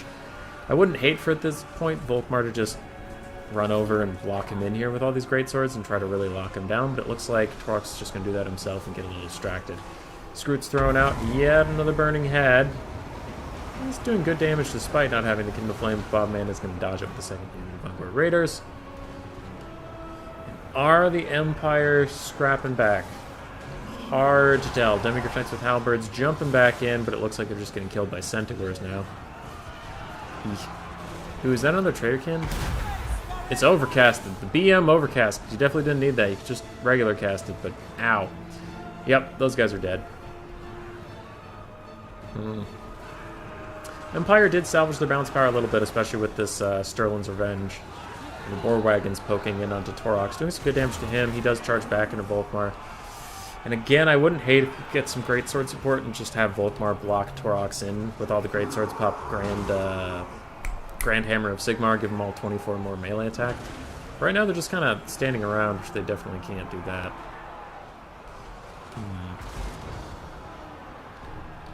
Yeah. It's looking tough. It's looking very tough. Another Burning Head? Wait, is that a Burning Head? No, another Burning Head and a Sulfide Bombardment, but like the Gorbel and Torox get nearly 3 hits on Volkmar there or something. There's either 2 big hits or I swore I saw 3. And they are just charging after him. Bounce power is quite far ahead for the beastmen. I tend to agree. I'm looking for a way back into this for the Empire, but I don't think there is one, especially with Gorbel and Torox just not missing ever. Volkmar's already pretty much dead, and when he breaks, well, not breaks, but when he dies, a lot of Empire troops are going to break, and I wouldn't be surprised if that cascades into army losses.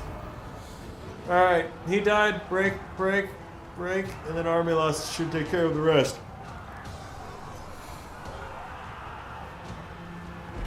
And that's GG.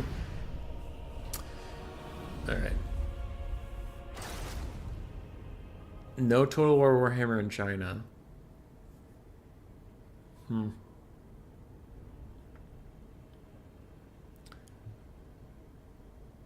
Well, likely I just wanted to make Cathay because Games Workshop was making a roster. Maybe.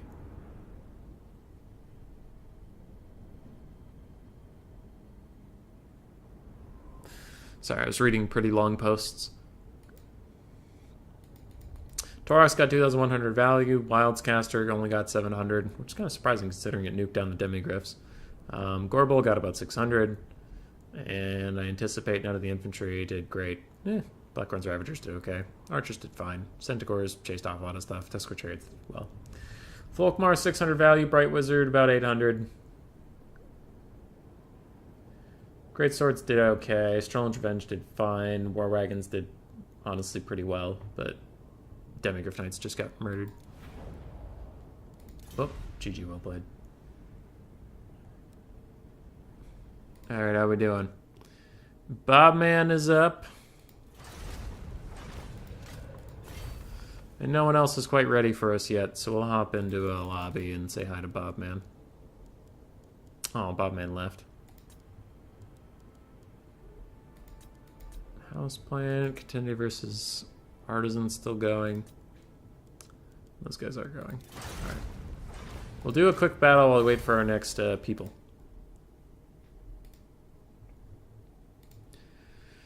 I'll message Bobman and say, whoever your opponent, wait for me.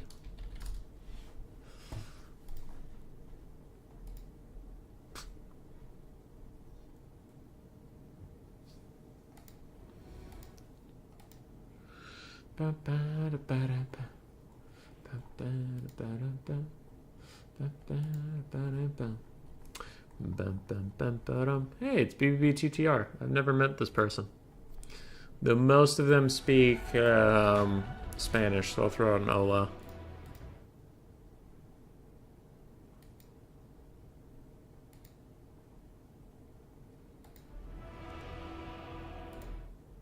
Looks like you are also giving up a lot in order to gain that Magico penis. Oh, okay. I thought you were talking to me, and I'm like, what did I do? Knighthood's here. We'll play some High Elves. I was mentioning earlier I'm having a ton of fun with them.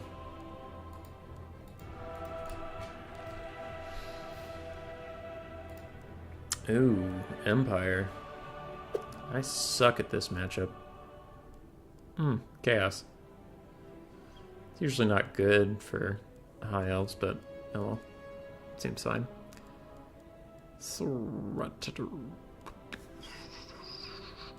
Looks like he's landing on that for sure. We'll go Tiki Techless.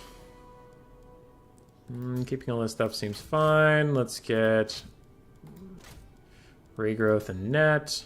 Sort of Tech. Alright, he's back to Empire.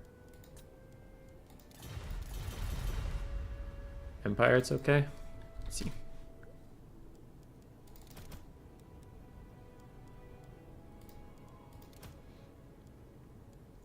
Empire, huh? Lethanar is pretty good at Empire. Though, I have a pretty decent pike and shot build. Oh yeah, there's Knight Hood's Empire build. Sure, let's run that again. That's a good one.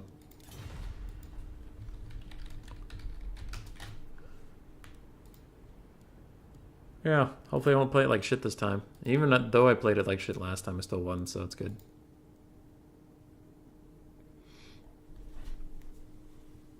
Techless Net Rust 12 Archers? Yeah, way. That's the AC Maiden build that he gave me.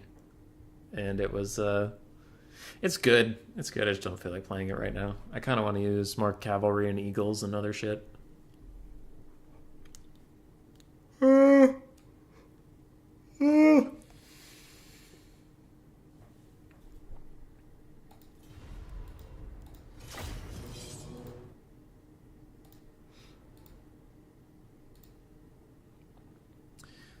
Alright, AC Maiden and Houseplant are still going. And they're still going. That tournament, as far as multiplayer goes, will be a good source of info. Yeah. It'll be pretty good. I'll probably watch it. I have some stuff going on tomorrow, so I guess I won't stream. Unless I do a super early morning and ladder stream or something, but I'll try to avoid the turn one. The build was not meant to be competitive. Too late, dude. Why'd you give it to me if it wasn't competitive?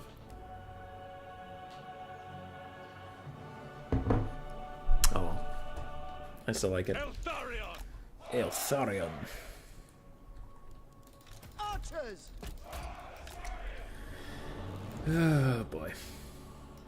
We will obey. Orders received. Without fail. For duty. Understood. We should try to play White Lion. good Without fail. to make up for our abysmal performance today. Our failures. No. Avenge the fallen. Tis a joke. Eltharion. Please. All of you, frontline. Come. You better chase that Volkmar booty with Tharion without getting gunpowdered. I'll do my best.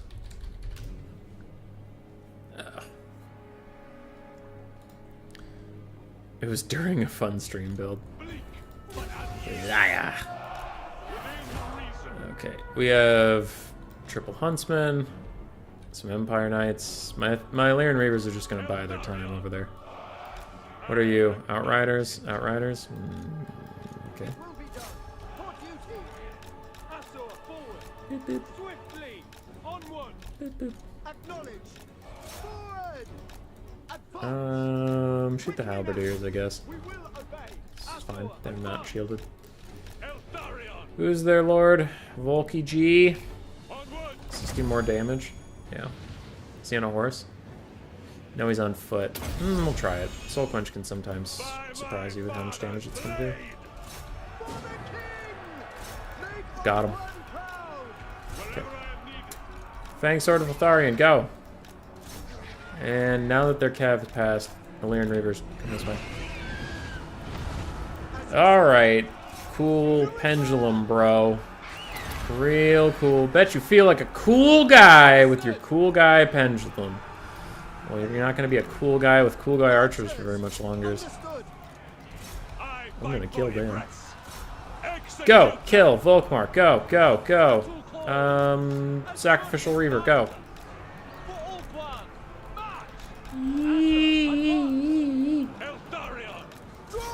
Chase him around. White Lions, whose flag is all over the goddamn place. Good job out there. Fuck you. Fuck you, dude. Double Eagles, get there. Get in there. Tharion back in the sky. Also, just real quick. Just like real quick. Oh, hey! Hey! Nice pit of shades. You're a dick. Okay, Eltharion, what the actual fuck are you doing? Oh yeah, just T-pose on him. Just do that. Why don't you just do that? No, no. No, no, I'll wait. I'll wait. You do whatever the fuck this is. I'll wait. I'll wait. You can't make me look like the bad guy here, Altharian. It's you. It's you abandoning your entire army, alright? I tried. I tried to tell you to do something, but you didn't feel like it. You just wanted to sit there and be an asshole. Well, guess what, Altharian? The world's watching you be an asshole. No, it's fine. There you go. Was it worth it? No.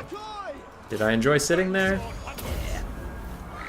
And sometimes, man, it's just about having a good time. Alright, we've probably lost this game because of that little stunt. Also because Eltharion just sat there T-posing. Like, I'm not going to pretend that him T-posing instead of doing anything is beneficial, but still.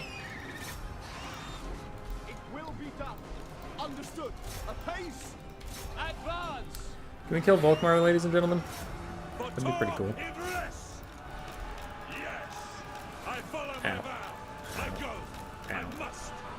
Ah, he broke. GG. Sometimes, dude, it's not your night. It's not your night. When Eltharion decides to just soul quench T-pose for 35 minutes.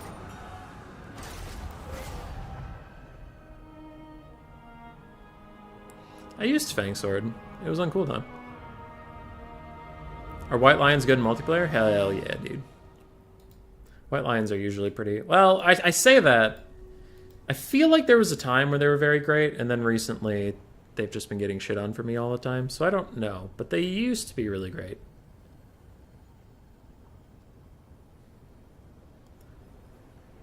I love how, again, I was talking about it earlier, but again, I entered that game being like, let's just... Actually, it's the opposite, where I said, and like... There are times where I enter a game and I'm like, let's just have some fun. And then when I lose because I was having fun, I was like, God, you're so stupid, dude. That was the opposite. I entered that game wanting to try hard, and I left that game just having fun watching Eltharion be a dumbass.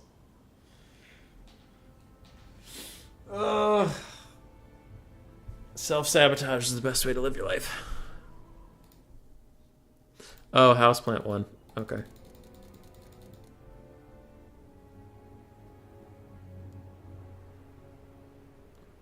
I actually don't think I could have won from when I surrendered. Like, literally everything was routing. Letziger Ford.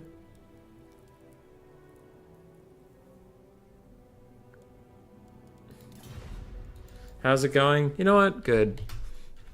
This guy's nice enough that we'll play a game with him. I'll message Bobman and Houseplant to do picks and armies. Be right there. Alright, let's go Dark Elves. Let's crump some nerds.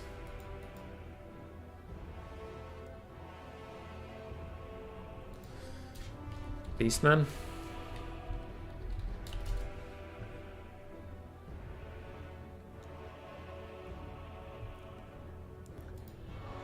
You're perfect the way you are, Jeremy, talking to Way. That's pretty good. Okay.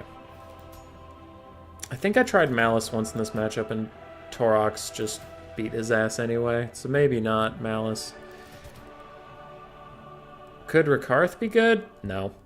That's just a no. We're throwing the no out there. With good dodging? Eltharion was broken, so he can't dodge. He was just gonna die.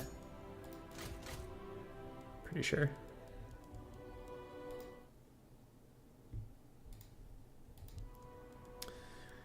Anyway. So, Beastmen. I mean, Scourge Runners are still good. Raven's Heralds are still good in case of Torox. Double Manticore is still good. I could use Double Assassin, but I don't feel like it right now. It's quick battle. So let's go with... Traderkin exists. I was going to say there's all this cool elite cavalry. Yeah, Knighthood, you're fine, dude. You're fine. I mean, I could have kept playing instead of just watching Eltharion T-pose, but I chose to watch him T-pose because it sounded funny. Lost Dark Elves versus Chaos, big sad. Dark Elves have been losing to Chaos a lot recently. Don't you feel the big sad?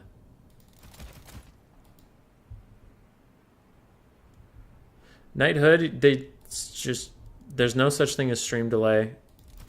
You are being crazy and unreasonable.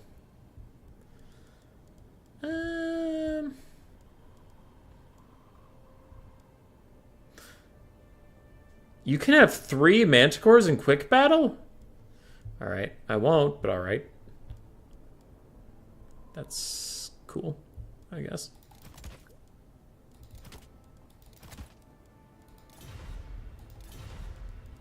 This guy's really polite, asking me when I'm ready and all that stuff. Good for him. Let's get some cav. It's funny, I was just thinking to myself that I need to be quick about this because I have a game to go get to, and now I'm the one that's taking too long. Oh. Knighthood, why you mean to me? What did I do to deserve that? Wait, it's legal? What's illegal? What did I do?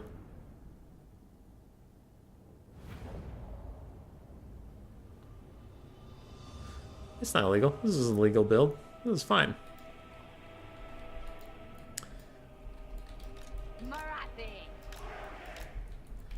And Knighthood, the joke there was that there is a stream delay, so then when you said that's not what you were talking about, I was like, oh, I see, because the message came up later when he was routing, so I assumed you meant that moment. I'm confused what's happening now. But I've clearly enraged you.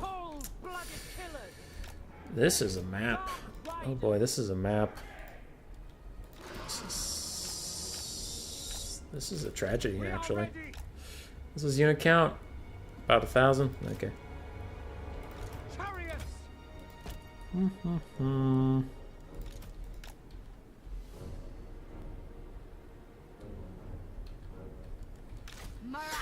Not super confident about this. I'm starting to think that maybe this isn't gonna work. Alrighty, ready. Good luck, have fun. My wrists are starting to get tense. That's possibly concerning for the future. Dark Riders. This map is perfect the way it is. Oh, it's this map. Oh, it's this map. No, no. No, no, Knighthood! It was not fun. It was heartless and terrifying. Alright. Move up. There's a Cygor. We don't like that. We do not like that at all. Let's go. Whee! This is quick battle. Everything works. Okay. There's the Ungor Raiders. So avoid them. But do go in melee.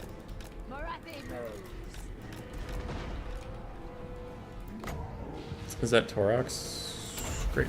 Brave Shaman of Beasts. Okay. Wow, the Amber Spear actually hit. It curved!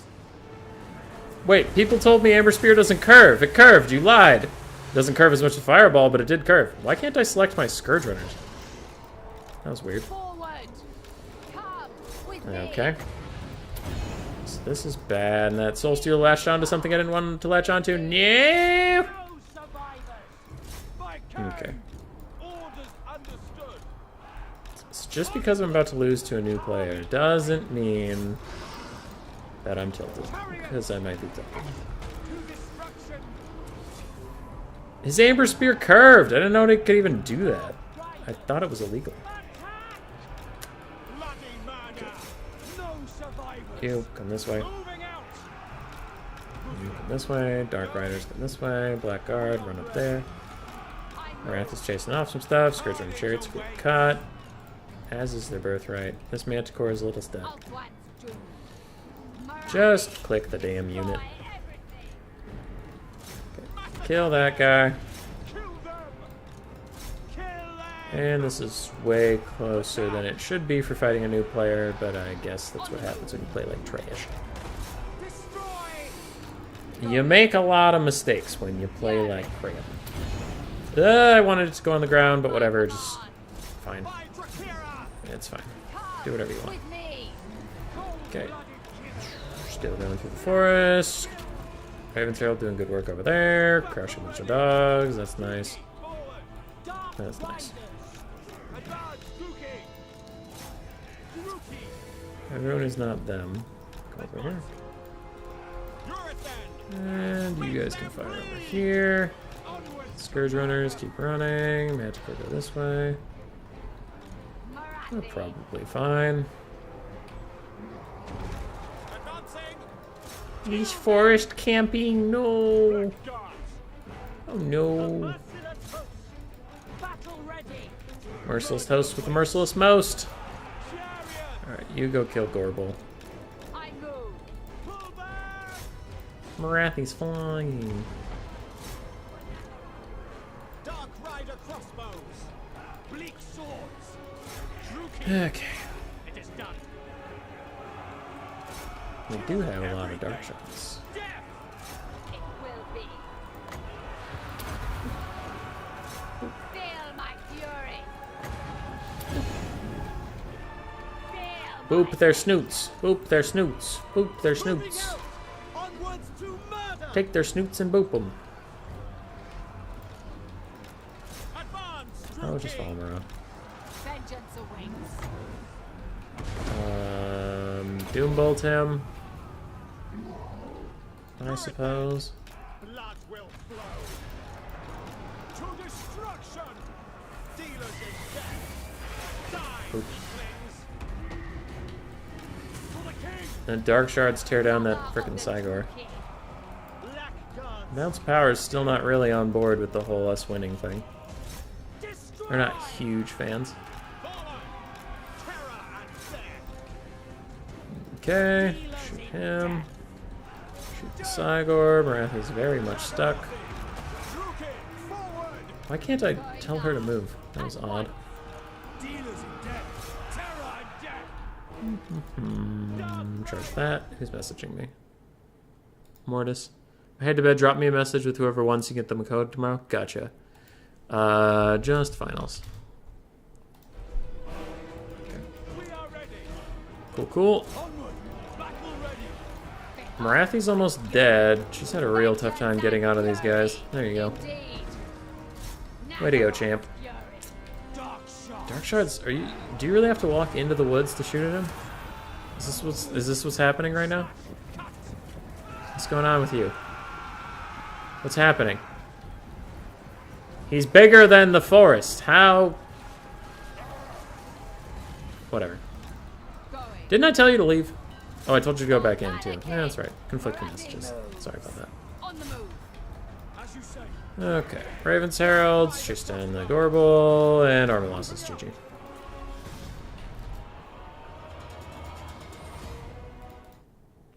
Alright, let's go find Bob Man.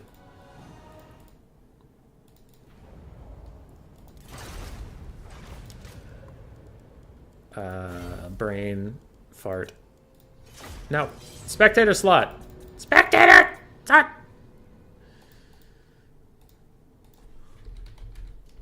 Spec slot.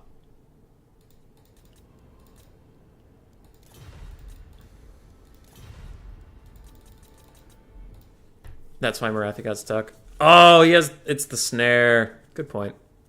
Good point. What up, Contende? How'd you do?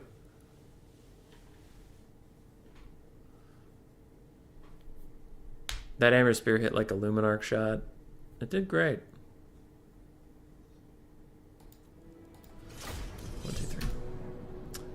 Oh my god, Houseplant with your alternative passwords. It's just one. Gotcha. I confirmed that I did give her orders to go back in. Yo. Get our blocker back up. do RTK Houseplant versus RTK's Bobman. And it's hard to root for anybody in this matchup because both of them are pretty cool.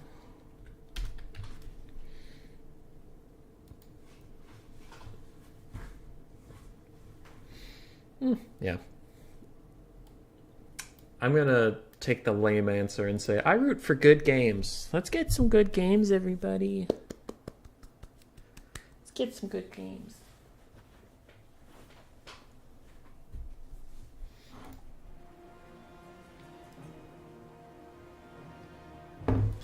Houseplant taking a High Elf matchup's pretty interesting, though. Because normally High Elves into Chaos is very bad for High Elves, and then Bobman played it as Chaos against Zyphos' High Elves, and Zyphos won that one, so maybe Houseplant's thinking he can do something similar. But this build looks different than what Zyphos brought, so I don't know. We'll see. Houseplant is a very good Empire player, plays some Dwarves too, plays a lot of Kite when he plays Empire, so not super surprised to see this style out of him. 360 shooting is 6. Alright, we're fine. So, we have double Handmaiden of the Everqueen, both on horse. We have Archmage of Fire in the sky with Burning Head and Fireball. Then we have a Flamespire Phoenix, 1 unit of Rangers, 5 White Lions of Grace. And we have 4 Lyrian Reaver Archers, one of which is the Heralds of the Wind. Strong Kite with some arm-piercing infantry. For Bobbert Manor, we have Sartorial with Final Trans and nothing else. Exalted Heroes, both just on horse. We have Chaos Chariot, Marauder Horsemen with throwing axes, 3 of them. Chaos Marauders with great weapons all across the way, so just a whole bunch of random chaff. We do, in fact, have the Summoners of Rage.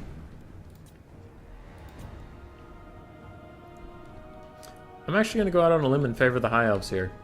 I like this build. I think the 6 Skirmish Cav... Well, yeah, they're on Cav. Okay, they count. 6 Skirmish Cav for the High Elves can be really hard for Chaos to deal with. Their 3 throwing axes are not even close to fighting against all this High Elf nonsense. High Mage Larry Phoenix looks like a build after your heart. Well, good. Good. Handmaiden's staying for a little bit too long. Are going to get blocked up here. And this could be a big mistake if they don't manage to get out of here as the Ever Chicken's coming in hot. But he does, in fact, decide not to go for it. But then he's going to go for it. He's going to try to dive in here on top of the Handmaiden. But she's going to get away. Or is she? Yes, kind of, sort of. I don't really know what happened there, but he just stopped charging. So good for you, Zarthoriel, you weird chicken monster. Skirmish Cav's popping off. Houseplant is going to pull away with his main force, allow himself to kite for more time. This is a good play if you have a superior, if you're superior in the phase of the game where the front lines aren't colliding, then don't let the front lines collide. Smart. Chaos Chariots are chasing after the Phoenix and the Skirmish Cav. Skirmish Cav are still going to fire at the Chaos Marauders over their heads. Kind of interesting they didn't fire at the Chariots. I don't understand Skirmish Cav micro very much. Like when I play with them, I don't quite know what I'm doing. I still don't know how players are able to pick a target over something else while running away, unless they have skirmish mode on. But then most good players I talk to say don't turn skirmish mode on, it makes your guys dumb. So I can't tell if they have skirmish mode on and they're just trolling me or what. I don't know. Chariot's going to run straight through Houseplant's White Lions. They are not enjoying that whatsoever. And the Chariots are going to go and get a nice side charge on the other White Lions. So that's pretty good. But a Burning Head is going to also go through. Hitting 1 half-health Chaos Marauder unit maybe wasn't worth it, but I don't really see what else he could cast it on. Skirmish Cav still just poking in on stuff. I'm gotta start getting some fire on these Exalted Heroes or Sartorial. I'm getting a little worried about, I don't know what the Handmaidens are shooting, but I don't know if it's that effective. 3 throwing axes all think about killing this Phoenix, but then the Phoenix is going to pull away, and then it gets kind of trapped up in Sartorial and double Exalted Heroes. That's a dead Phoenix. I'm just going to call that right now. It ain't coming back. It ain't coming back. It's already down to 1/4 health. Oh, no. Oh, no. It's dead. It's dying. It's in the ground. It's gone forever. And with that, I think the High Elves are actually in pretty big trouble as one of the Handmaidens shoots the Phoenix in the face. Insult to injury. So the Heil Skirmish Corps is still very healthy. It all has about half ammo, but it hasn't been able to get out what it needed to. And it really has not been focusing down with the Handmaidens on these Exalted Heroes. And now you're going to take the single entity fight in a final trans against 3 characters who are all better in melee than you? What is happening right here? Houseplant, what are you doing?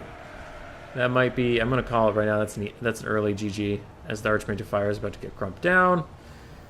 He's pulling the final trans with him into the Handmaidens. It's not gonna happen. It's not gonna happen, dude. You can't pick targets when moving? Alright. So it's just like, must be skirmish mode and clicking on something, or I don't know what, but at least not just me. Double Handmaiden are sitting here in combat with the Exalted Heroes and Sartorial and the Summoners of Rage, but that is not going to go well. The balance of power is quite far against the High Elves at this point, I am inclined to agree. And, that might just be the end of that. Bada boom. Baba booey. It will rebirth because you're not playing it. It didn't get low enough. Oh, the 27 damage value. That's a damn shame. Skirmish Cap did okay. Infantry did not once it got into the fight. Chariots just went burr. Chariots ran him over a bunch. Throwing X's didn't do very much. Actually, it looks like just the Chaos Marauders did a lot of that work. Kind of surprising. Sartorial got a lot of good value too. But GG. It's all about turning fire at will on and off. Lies. Lies and slander. Spodman's going up 1-0.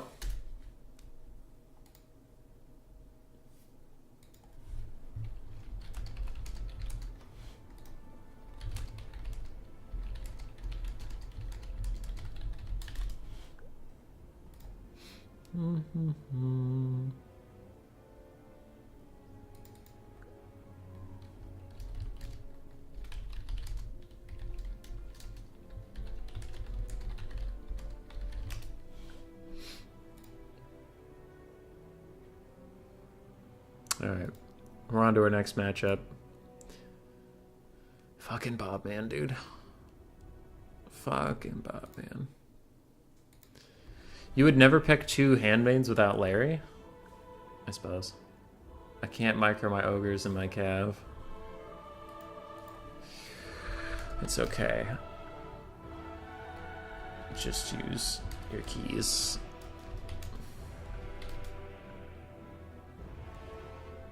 I'm Bob Tresh's fault. I thought Jeremy was your dad.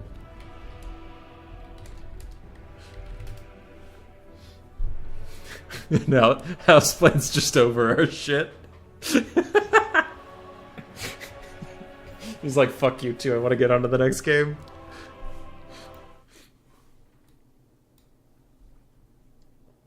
He is. Focus on your game. Quit wasting time with tomfoolery. Unprofessional. Unprofessional. Wood Elves and Chaos. Whoa, actually... Whoa. Houseplant's not putting Empire in his pick, too.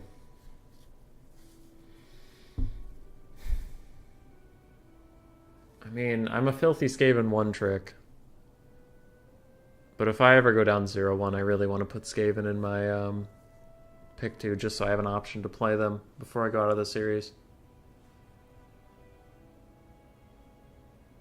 Well, that's kind of weird. I wonder what's up his sleeve. Is it a bad map? Oasis of False Hope. What the fuck? Wait, no, I didn't pick that map. What map is it supposed to be?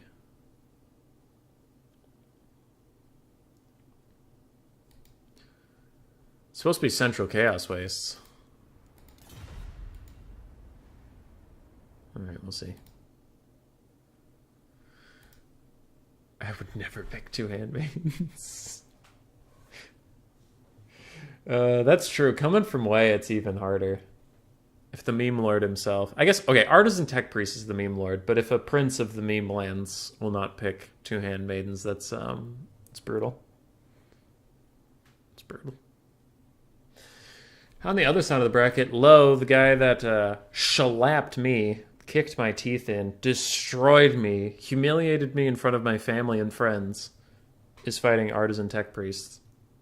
The hero, the Chad, the lover we all deserve.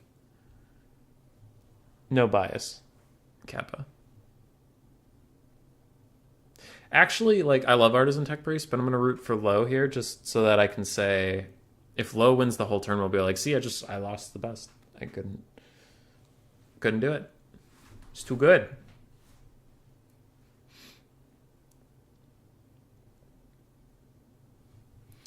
Bobman is going beastmen. And Bobman himself taught me that Wood Elves is a strong counter to beastmen. So it's kind of curious that he's picking him into the beastmen. Oh, wait. Okay, shush. Shush. Everybody shut your mouth. Everybody shut your mouth. I realized something and I'm not going to talk about it. I'm not going to talk about it. There might be spies among us. Filthy RTK spies out here to help Houseplant by stream sniping for him against RTK Bobman. So everybody just be real quiet. Shh. It's a secret. Alright, he picked the Wood Elves. Unfortunately, since I'm a spectator, I'm stuck on the host's build, which is Houseplant. I want to see Bobman's build because we talked about how to potentially beat Wood Elves, and he came up to me in his usual Bobman meme ways, and he's like, Human, I found out how to beat the Wood Elves.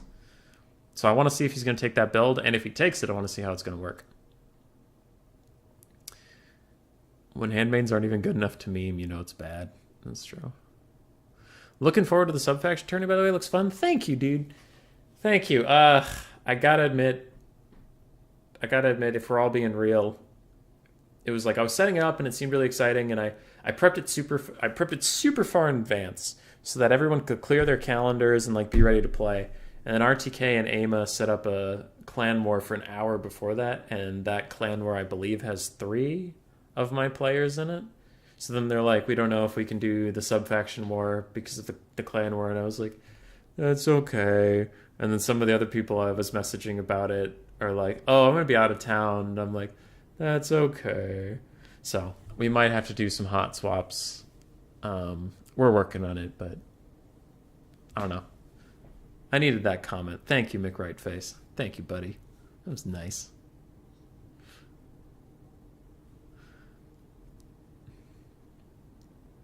Rude. RTK intersquabbling. Anyway, no, it's just stream sniping or no, like, I don't think either of these guys are stream sniping, especially like, in general, I don't think they do. Especially because I hung out with them for years when I was a part of RTK. But even if they were, they would definitely not stream snipe against each other. But it's good to practice not talking about such things during a tournament, for when I don't know the players. Anyway. Bobman was talking about using Malagor to run down the Sisters of Twilight in the air, and I was very curious if he was going to take it, but I don't see an Air Lord from the Beastmen, so he didn't do it. He pussed out. He pussed out on us, but I wanted to see this alleged Malagor build work out. It doesn't look like he's going to do it. So what do we have from the Beastmen? Gores, ungores. We have a Bray Shaman of Wilds with Traderkin. We have Morgur the Shadowgave, another good pick. And a Bray Shaman of Death with Aspect of the Dread Knight and Spirit Leech. Or is that Doom and Darkness and Spirit Leech? Yeah, it's Aspect of the Dread Knight. Okay. So Morgur is nice against the Sisters, not because he's going to do anything, but it's because he won't die. You don't take Morgur in this matchup because you want Morgur to do a bunch of stuff. You just take Morgur so that he doesn't get killed. That's it. Like, you're not that enthralled about the Chaos Spawn. You're not super excited about his combat stats. It's just the regen and that he's small and he has massive missile resist. That's pretty much it. Aside from that, we have Centaurs. It looks like 3 on each side, 2 throwing axes.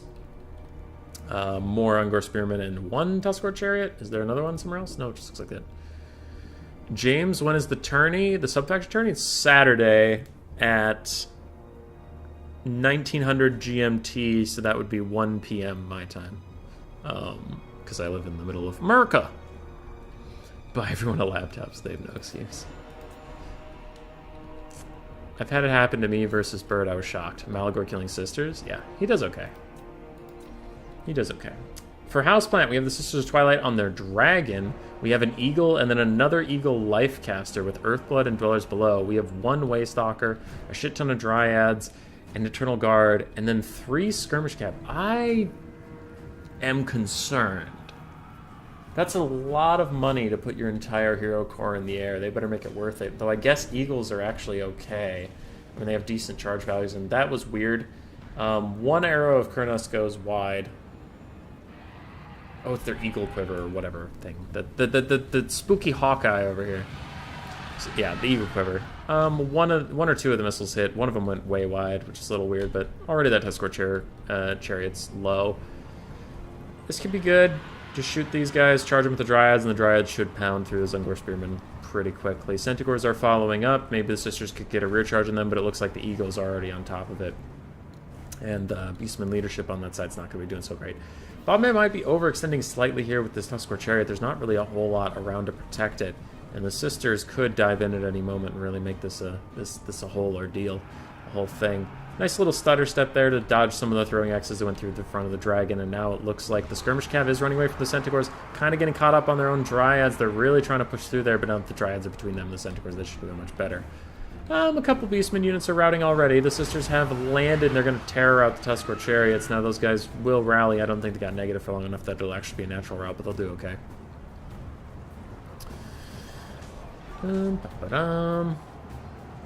Yes, ooh, that might be a Brutal Traderkin.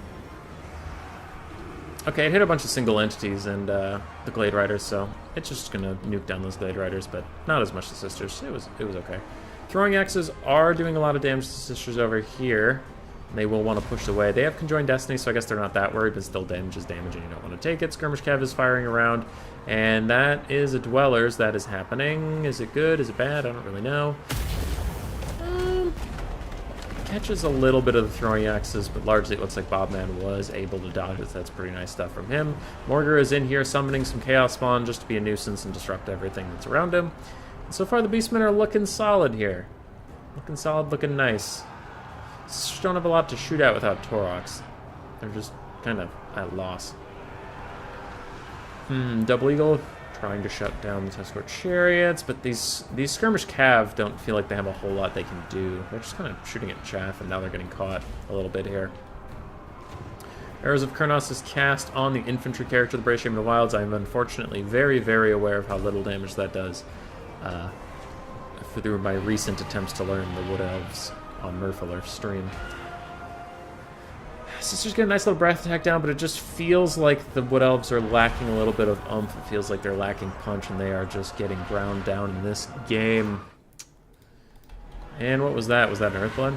Earthblood hitting a lot of the single entities, but I don't think their single entities can carry this. I do believe the Beastmen are going to clutch it out, especially with all these throwing axes still online, and Houseplant throwing out the fat GG.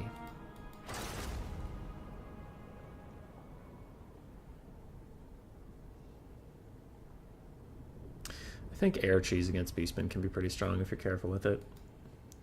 Not a lot of things got value because the game was pretty short, but I also agree with Houseplants conceding. I think it was pretty over. Oof, 1,100 exactly on those Centaurs. Good stuff. GG, well played. Ah, he crashed my game. Ah, Houseplant crashed my game. Why would you do that? Alright. Houseplant advanced, so we are in finals. Let's see how Low and Artisan are doing.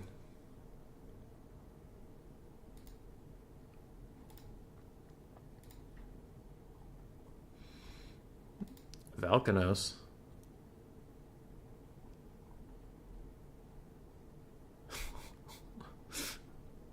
Valkanos released a video. Go watch it after this. Don't leave me! Don't leave me here! I'm scared and alone. The Bobman real good? Yeah, Bobman's real good. Man, how are you still awake? I have night shift and finally nothing to do.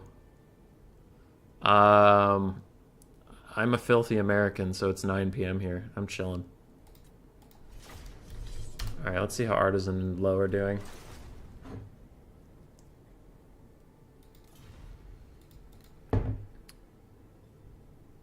We just snuck it. They don't even need to know we're in here. You know this is bragging, but you're very proud you beat Bobman the other day.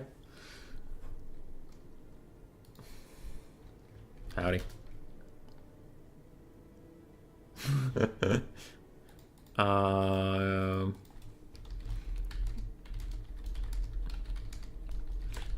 shins. Yes. Yes, but more. Got him. Sorry, we're gonna have to go watch the Valkynos video. It'll still be there when this is done. We have one more best of 3 after whatever this best of 3 is, which I assume we're in the 3rd game. It's gonna be it's gonna be fine. It's 4 o'clock in the morning in Germany. Guten Morgen. Wie geht es dir? Or wie gehen Sie? Haben Sie arbeiten? Shit. How did work go? Haben Sie? Damn it. It's been too long since I was in German classes.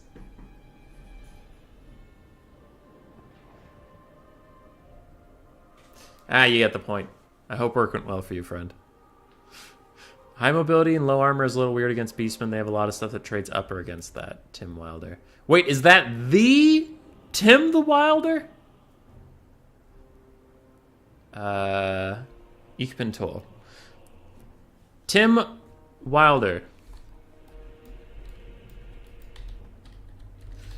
Tim the Wilder, if that is you, is going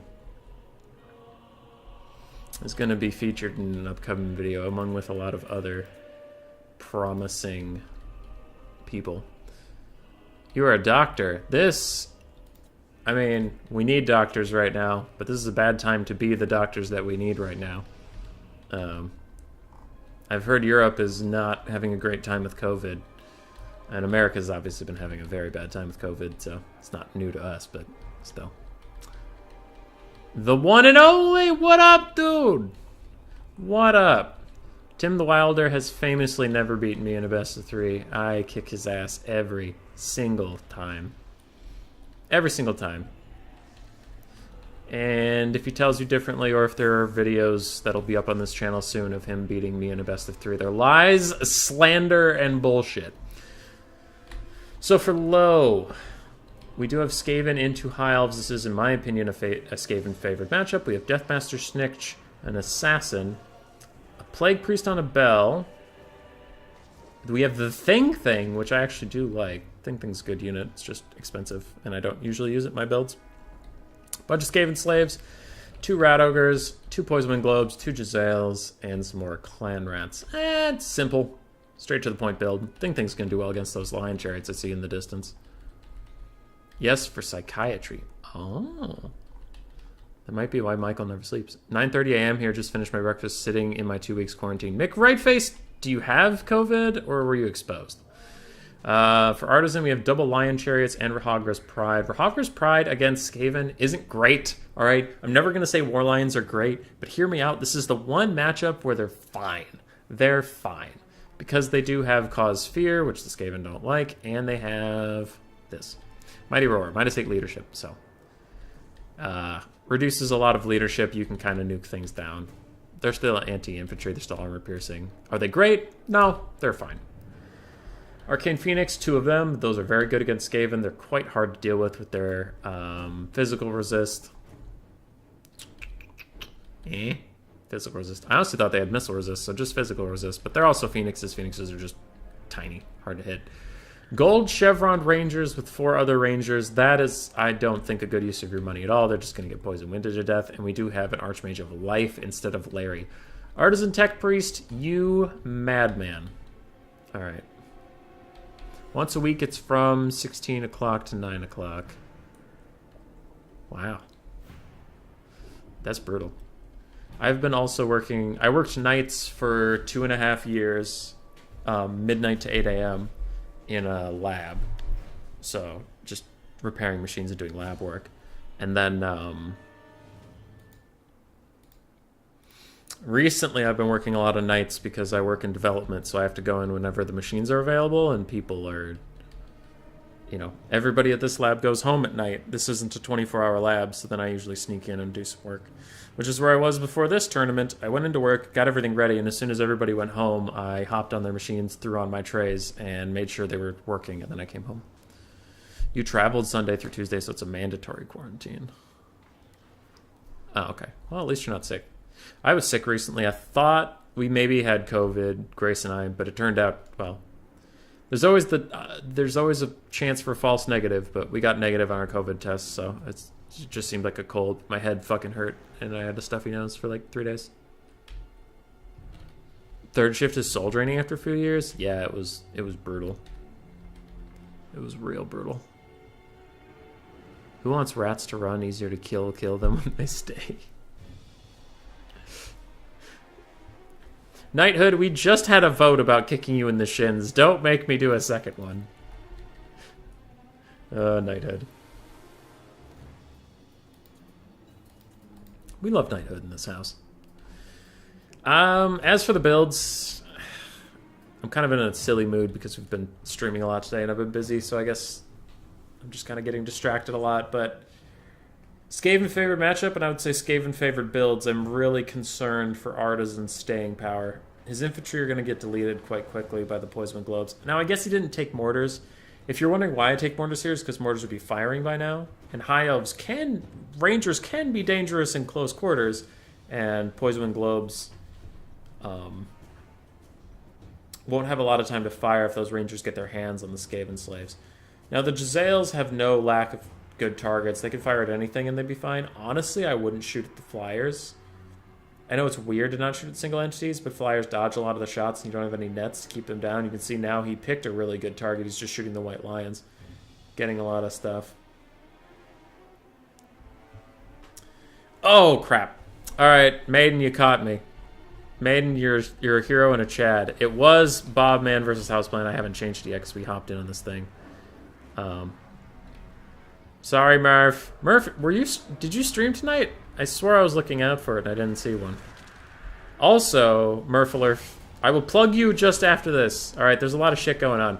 So, Poison Globes are taking out their revenge on the poor rangers of the High Elves. And the Arcane Phoenix is getting a little aggressive, but Deathmatch Snitch is on top of them along with some Rat Ogres. They should be roughly fine. Though this Arcane Phoenix has been allowed to go wild. And if anybody wonders why I box or at least have tight builds, and people are like, why do you box all the time? It's like this, man. If you leave any gaps, mobility factions are just going to abuse it. They're going to come in. They're going to hurt you. They're going to hurt you and your family and your loved ones. You're in Asia and they don't voluntarily get home quarantine. Yes, Murph. Yes, I'm sorry. Double Arcane Phoenix is going to dive onto these Warplock Jezzails, and since none of the Rat Ogres are nearby at all, they are also going to kill those Jezzails over there. Now, in the brief time on this earth that those Poison Globes were here before the Fire Mage brutally killed them, they did take out almost an entire Ranger unit. That's pretty good. These other Poison Globes are currently getting messed up. How are the Lion Chariots doing? It doesn't look like they're having the best time. Yeah, they're both below about a third health apiece. Some healing comes in for Rahaga's Pride with Deathmaster Snitch and Assassin and 2 units of Rat Ogres. They're pretty short-lived on this world, though I'm getting worried because the Warlock Jezzails going out this early and the Globes going out this early is going to be a big problem. So the only way the Skaven can do this is if they get rid of all the chaff and then force these Arcane Phoenixes and White Lion Chariots to just sit in them. You know what I mean? If they're allowed to run free in Cycle Charge, it's going to be a big problem. But this could be a nice little catch. Deathmaster Sigil was on top of her along with the Assassin's Trophy. Got a lot of good damage value onto her. And can Deathmaster Snitch get one last charge attack off before she takes off? And can those Rat Ogres actually block them? Oh, they do when he gets a nasty hit. And that could be huge if she gets routed off at this stage in the game. One Lion Chariot is already routing. It's very wounded. Rahaga's Pride are also routing. A lot of good stuff in here, and you do still have the thing to fight the Phoenixes. So this big pick onto the Archmage of Fire has turned this game back around from honestly some mistakes around the Jezzails. The Jezzails were just not protected nearly well enough. Picking off the Lord more than made up for that, and once again, the Skaven are back in the driver's seat, as they should be. J-Skill, I will plug the Murph in a second. I just want to talk about this game. There are long build phases between. You did not. Wednesday's your typical day off, so you got it that schoolwork hard. You do it, Murph, because Murph is a teacher, and Murph is a Chad. These Giselles are going to rally, and then they have a really nice angle where they can turn and fire. Probably on the Lion Chariot are going to be the most annoying thing you want to take out. Nobody gives a shit about the War Lions. Ah, crap. That is bad, though. Those Poison Globes terror routing is a little bit of a problem. Rat Ogre's moving in a gigantic clump over here to fight the Lion Chariots. Go, go, go, Rat Ogres, go. Go, Rat Ogres, go. The Thing's not having a great time. Deathmaster Snitch getting nearer to him will also help him stay in the fight, though, so that's pretty good. Deathmaster Snitch. And the Rival High Talisman's down. That's GG.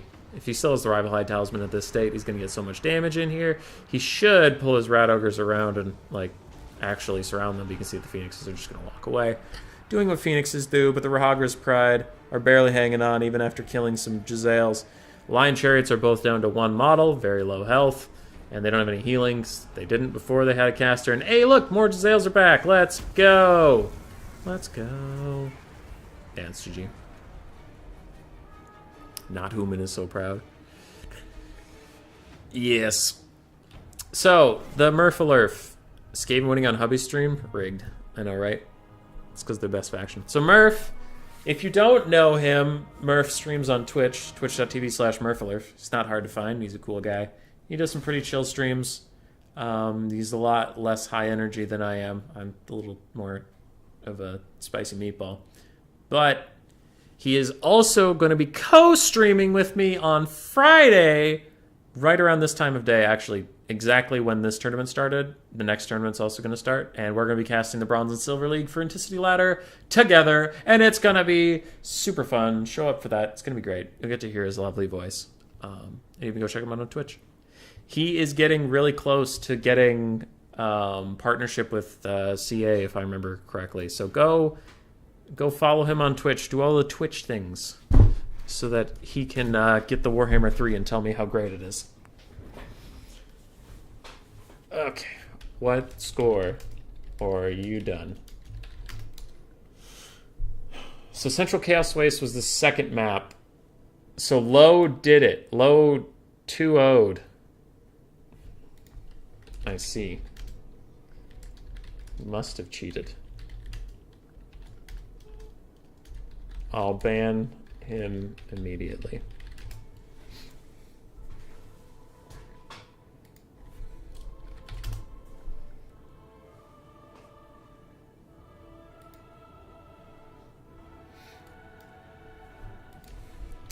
I'll make finals lobby low.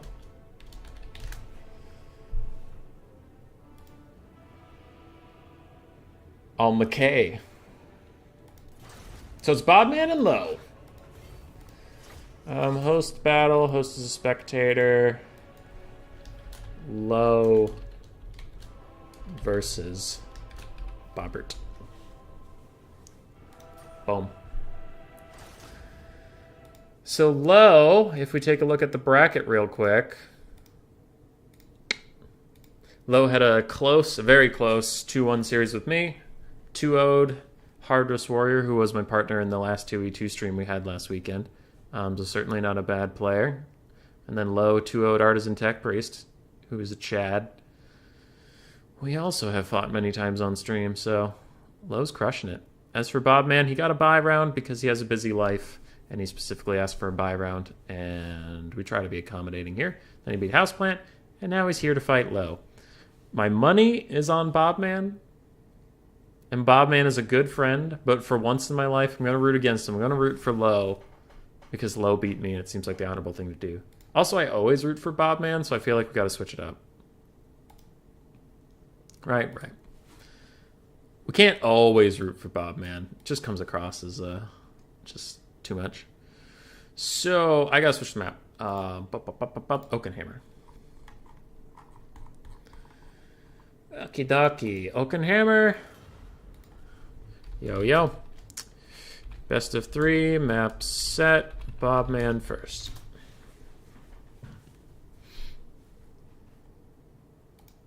Okay. Central Scroot was on our stream earlier. He had to fight Bobman.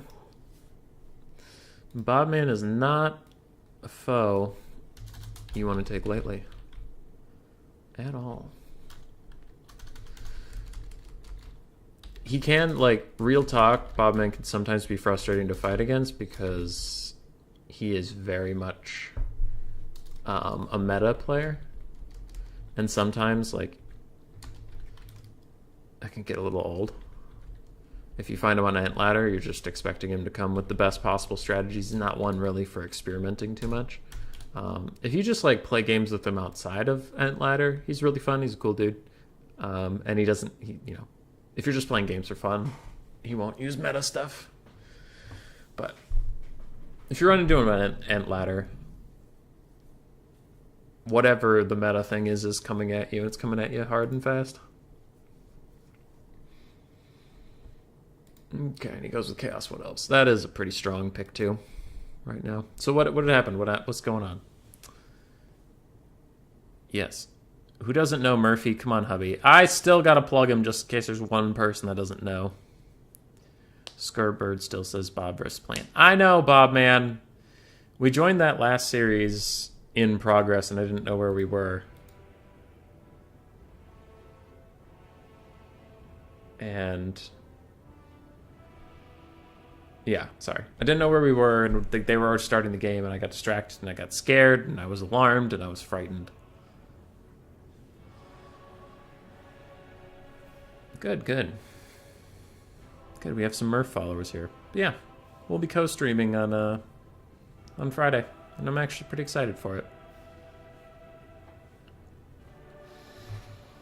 On Saturday, we have the sub-faction war you see on your screen right now. On Sunday, we have Cuden's 2v2 that we're casting. Friday, we're doing the Silver-Bronze tournament with Murph for Anticity Ladder. And then tomorrow, it doesn't look like I have any streams scheduled, but if Turin's doing a stream, I probably won't schedule anything there. I'll just take it as a day to do my shit.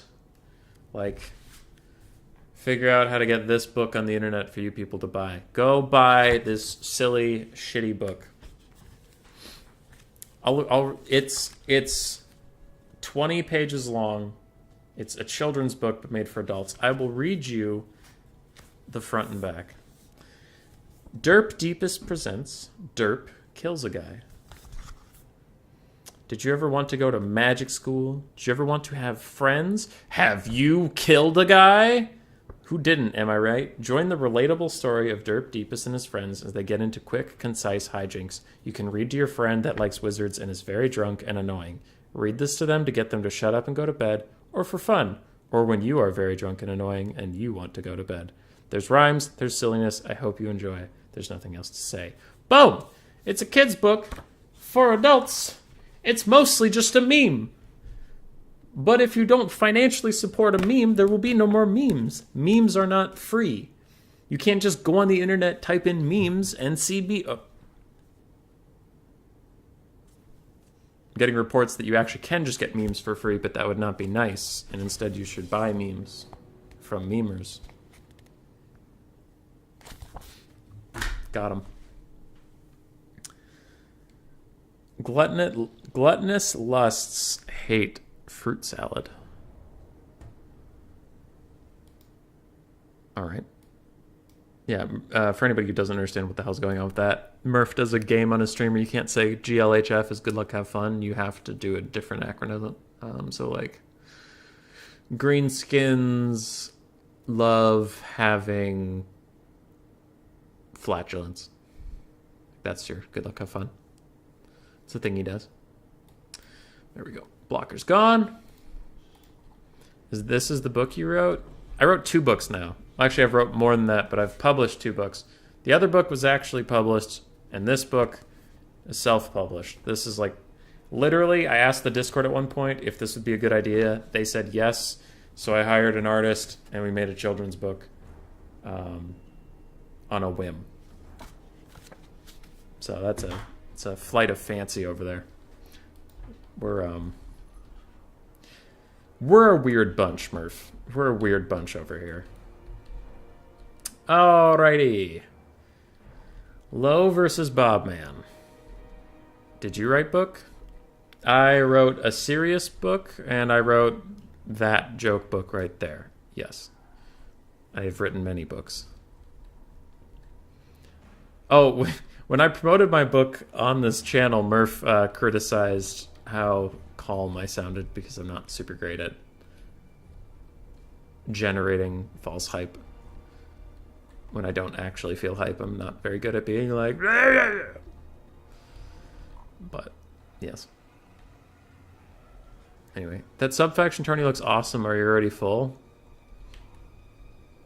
Yes. Yes. I can explain that in the next interim. You didn't know? You didn't know? Knighthood. Hold on. Okay.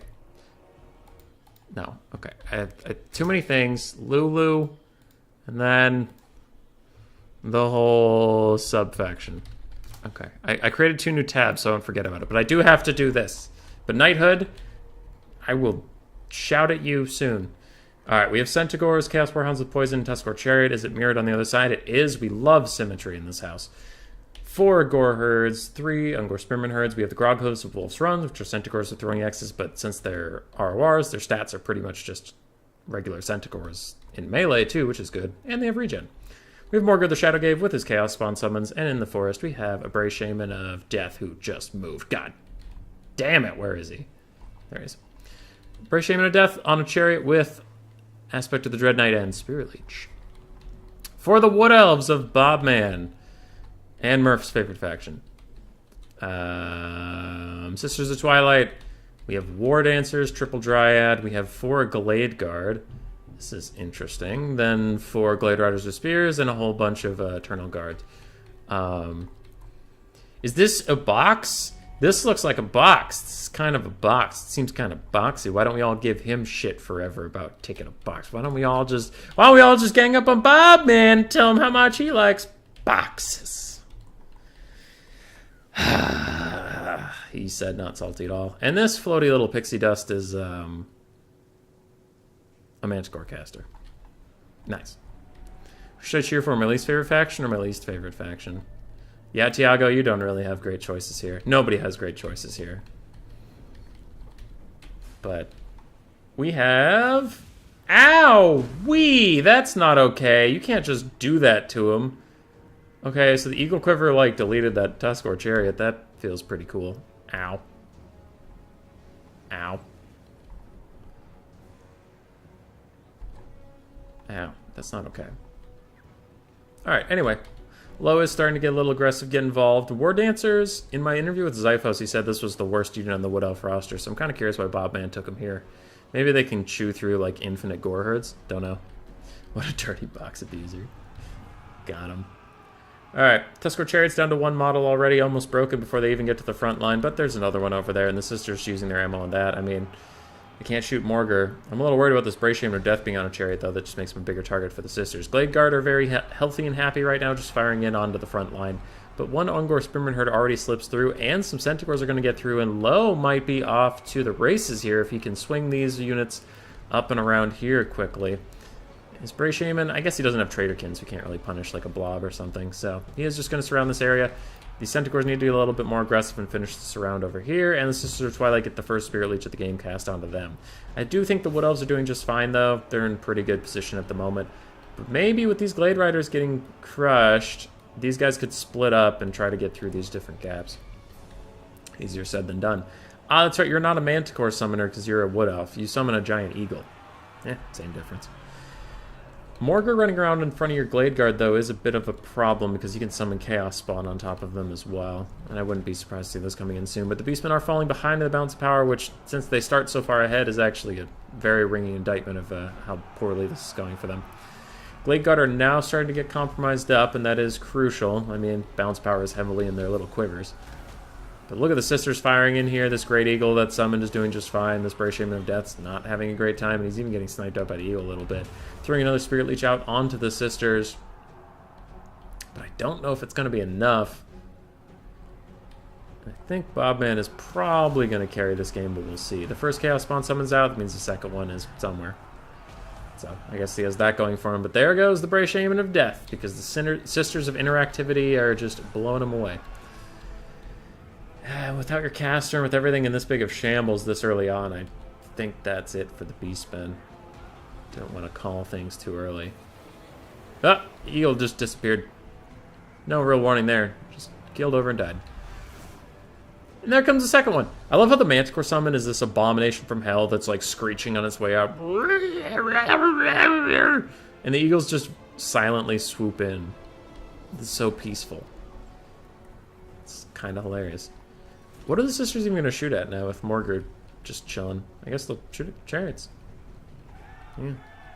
I'm kind of surprised they haven't hit army losses yet, but Lo is going to withdraw.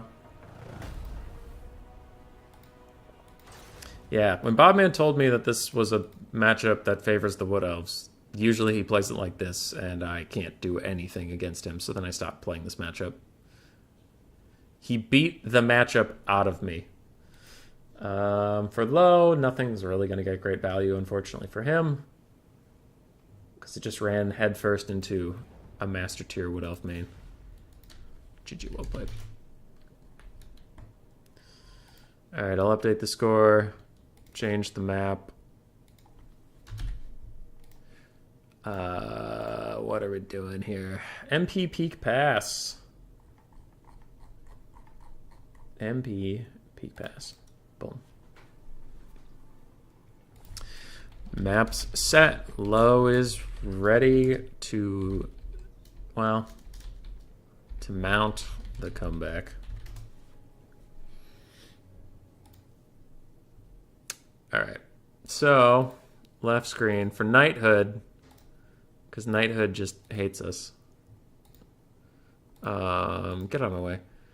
So obviously at this point my book would be out of print because it came out like 7 or 8 years ago. But I did set up on a self-publishing site. You can just go get it. Valhalla Forever.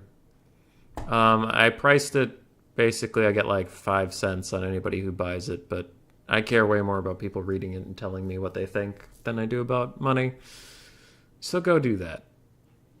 Go do that, please. Do it. Do it, coward. You won't. But people who've got it seem to like it. And then the sub-faction thing, I wanted to remember to talk about that. Yeah. Okay. Sub-faction tournament is the end result of a bunch of civil wars we ran, so I found either if a faction was big enough to do its own civil war, like Skaven or High Elves, for example, at the bottom there. All the different High Elf sub-factions had different rules, like Kalidor, you can see them there. Take the sub-faction, you must take 2 dragons. You don't get the option. You need at least 2. But you can take their special campaign ones. That's kind of fun. Or the Teclis's faction had, like, you need at least 2 mages and some phoenixes and other shit like that. It's just to encourage more diverse play. It was a good time. And we did every faction, and then I went through, and you asked if there was room. Unfortunately, there's not, because I just went through and I found everyone who won one. Like, Bobman won the Wood Elf one. Wait, did he? No, he's Harganeth. He won the Dark Elf one. I went to Bobman and I said, hey, if I do this event, you want to reprise your role as the Dark Elf guy? And he said, sure. And I said, cool, from your Civil War, pick your favorite sub-faction, and you'll take that sub-faction to the sub-faction war. So it's like all the people who won take their favorite, and they're going to go try to prove they're the best sub-faction overall. It's a for fun tournament. Bannable Borps gave us $100 to give to the players. So I'm giving everybody 10 just because I want it to be in the spirit of a for fun tournament. Like, if you look at the rules that are in front of you right now, the shit isn't balanced. It's not. It was balanced against each other, and even then sometimes the balance wasn't perfect. But I balanced the High Elves against the High Elves. I balanced the Skaven against the Skaven. I didn't think about every faction at all. So I didn't want some prize money to be on winning. Like, look at Sylvania. Sylvania gets to take Sylvanian handgunners. What if that's just the most broken shit? And then, like, Neckbet, who's playing Sylvania, gets $100 because my dumbass didn't balance the sub-factions right. So I was like, all right, I'm going to just thank you for playing. I divided the prize money up between all of you, so everybody already won. Let's just go out there and show the people a good time for the end of Warhammer 2. It's not as much about, like, who is the best motherfucking player with some of these bullshit-ass rule sets? Is one of the best Unbreakable Undead factions even better with armor-piercing guns on their side? Like, anyway, it's just for fun. But I will host more sub-faction stuff in Game 3, 100%, dude. Bobman likes the 20 stack. It's strong. Tim, you've been avoiding it as the Wood Elves? I get 5 cents. I do because I priced it super low. Knighthood. My idea was to get more people to go get it and read it and tell me what they think rather than make money off of it. So I priced it just... I hit the literal minimum on Lulu. Yeah. So no, I don't make any money off of it, unfortunately.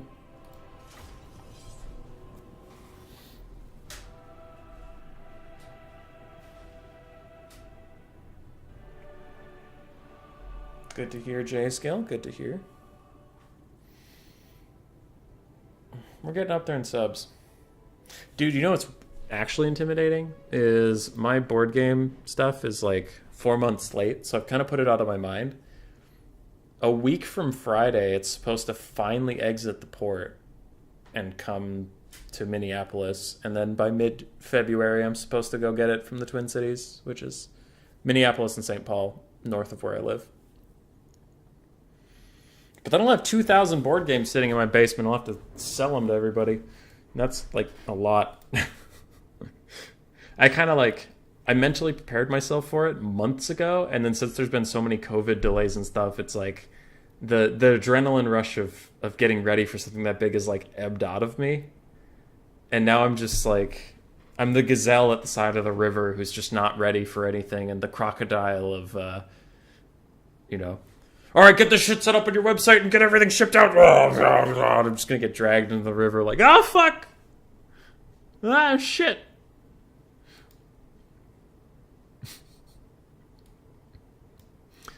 It's coming. Alrighty, is this the last game of the day, or is Lo going to bring us to a solid Game 3? I'm okay with either. I do have to go work out tonight, and I'd like to catch Grace before she goes to bed and say hi to her, so... We'll see. Oh, and Lo is bringing Norska. Norska and Vampire counts. Bobman picks Beastmen, and Lo goes Norska. All right. This is a bold chat. I took the blocker down, right? Hell yeah, I did. Hell yeah. Those Horsemasters? Oh, I love Horsemasters. They're so good. They're the skirmish cav I can get behind because they're good, but they're also nice, like, light cavalry. So they're good after they run out of ammo. I don't know. Horsemasters are Chad as hell. We have 2 Berserkers. It looks like we have 3 Marauders and 3 Marauder Spearmen backing them up. Wolfric the Wanderer on his Big Mammoth. Shaman Sorcerer of Metal with Final Trans and Plague of Rust. And then we have a Norskin Giant. That's it? Wow, that's a small little Norskin force. For the Beastmen, we have double Manticore, double Harpy, Torox the Brass Bull, Bray Shaman of Wilds, 2 Ungor Raiders, 4 Centaurs, Blackhorns Ravagers, along with 3 other Gore Herds, 3 Ungor Spearman Herds, and I think I said 2 Ungor Raiders, but 2 Ungor Raiders. What does this caster have? Traderkin? Traderkin. Though there's not a lot for him to Traderkin, just these 3 Skirmish Cav, so they better, when he starts casting it, they better split up. 4 Skirmish Cav, sorry. I don't hate Norska's chances here. I don't love their chances here, but I don't hate them either. Quick spin for the road. Quick spin for the road. Whee! Wham. Oh, disorienting. That's an ugly-ass rock. Sorry. Alright, Lowe's ready. Let's do this. Bombman's going to realize that he's a little off-kilter, and he's going to try to turn his formation.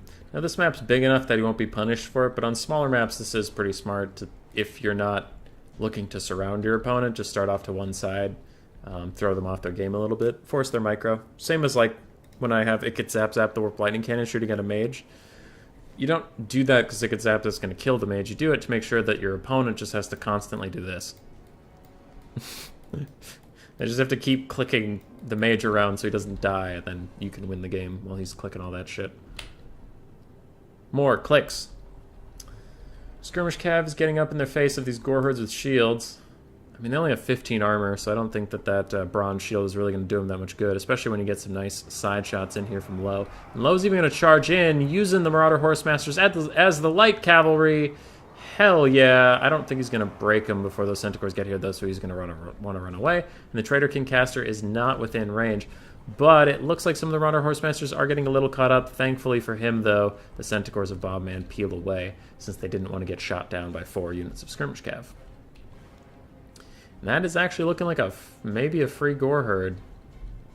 No, they'll rally a little bit, though. Still, good start.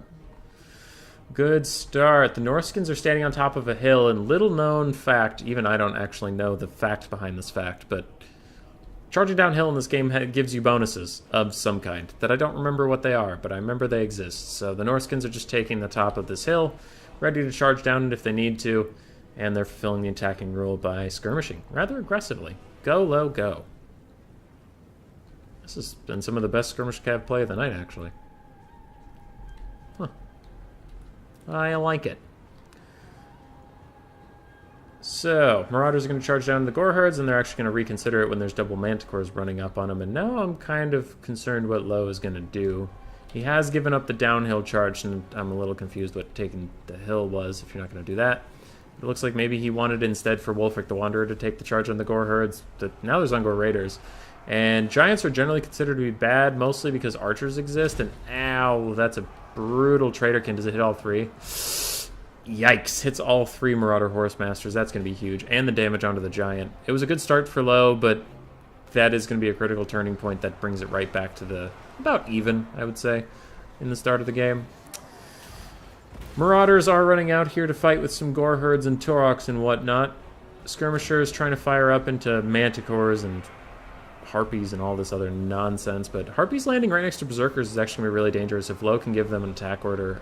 Harpies are considered infantry size, I believe, so Berserkers will, kill them real good.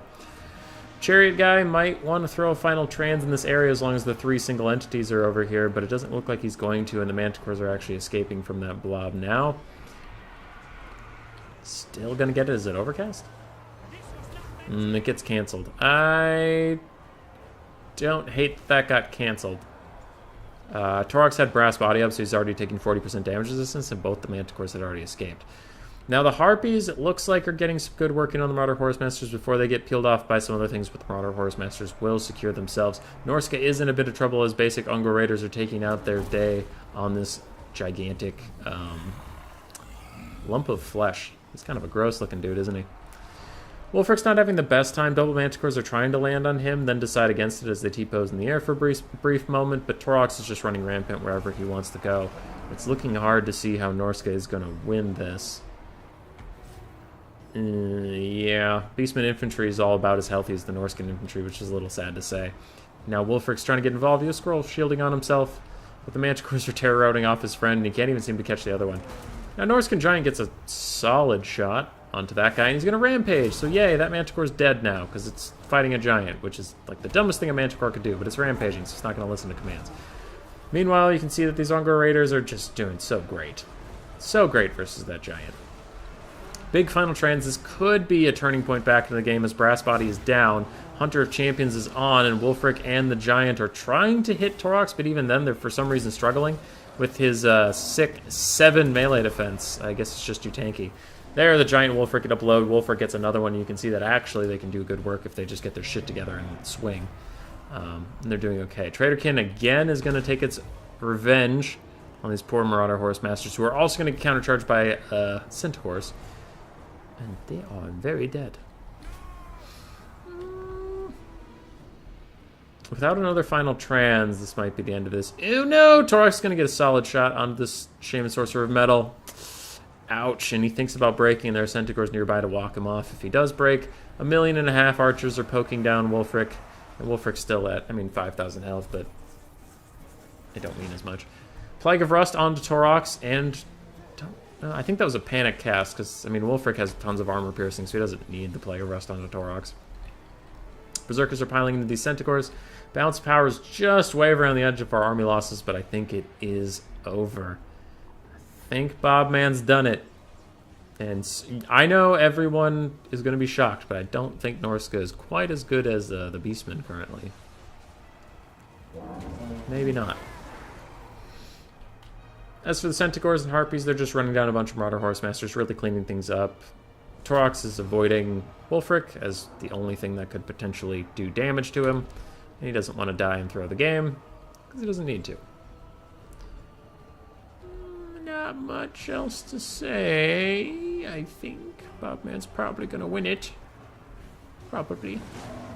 Wulfric chases Taurox for a little bit. Taurox is going to outrun him because Taurox is almost as fast. I honestly thought he was faster for a moment. Looks like Traderkin comes down yet again just to really shatter the morale of the Norskins, and they will go into army losses. And that'll be it. Robert Banny Manus Bobbert Bungerman is going to be our champion of the night. Taurox 800 value, Traderkin caster about 1,000, Manticores mixed value. Ungor Raiders 1,000 and 1,300. Centaurs did okay at chasing stuff down, and Goreherds did fine against Norskin infantry. Better than they should, because Norskin infantry should actually be very, very good, because it's kind of their thing, but they suck at it for some reason. Silly Norskins with your shit units. Alright, but well played by Low. Bobman was raffle stomping through the tournament, so it is no shame to lose to him. 3. You did it. Alright. I'm going to go wish Grace a good night. Bobman is our winner for tonight. He will pick the new Discord picture, and Jeremy was also going to give a $20 gift card to whoever won it, so hell yeah. Hell yeah. Alright. Alright. Any thoughts from the chat before I go? It was GG. Oh, see you around. I'm tired. I don't want to work out. I will, but I don't want to.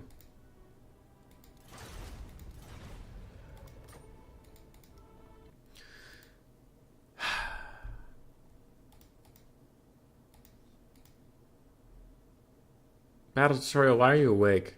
I guess this is probably like morning for you. You aren't still awake, you're just waking up now. I'm sorry, dude. We are wrapping up for the night.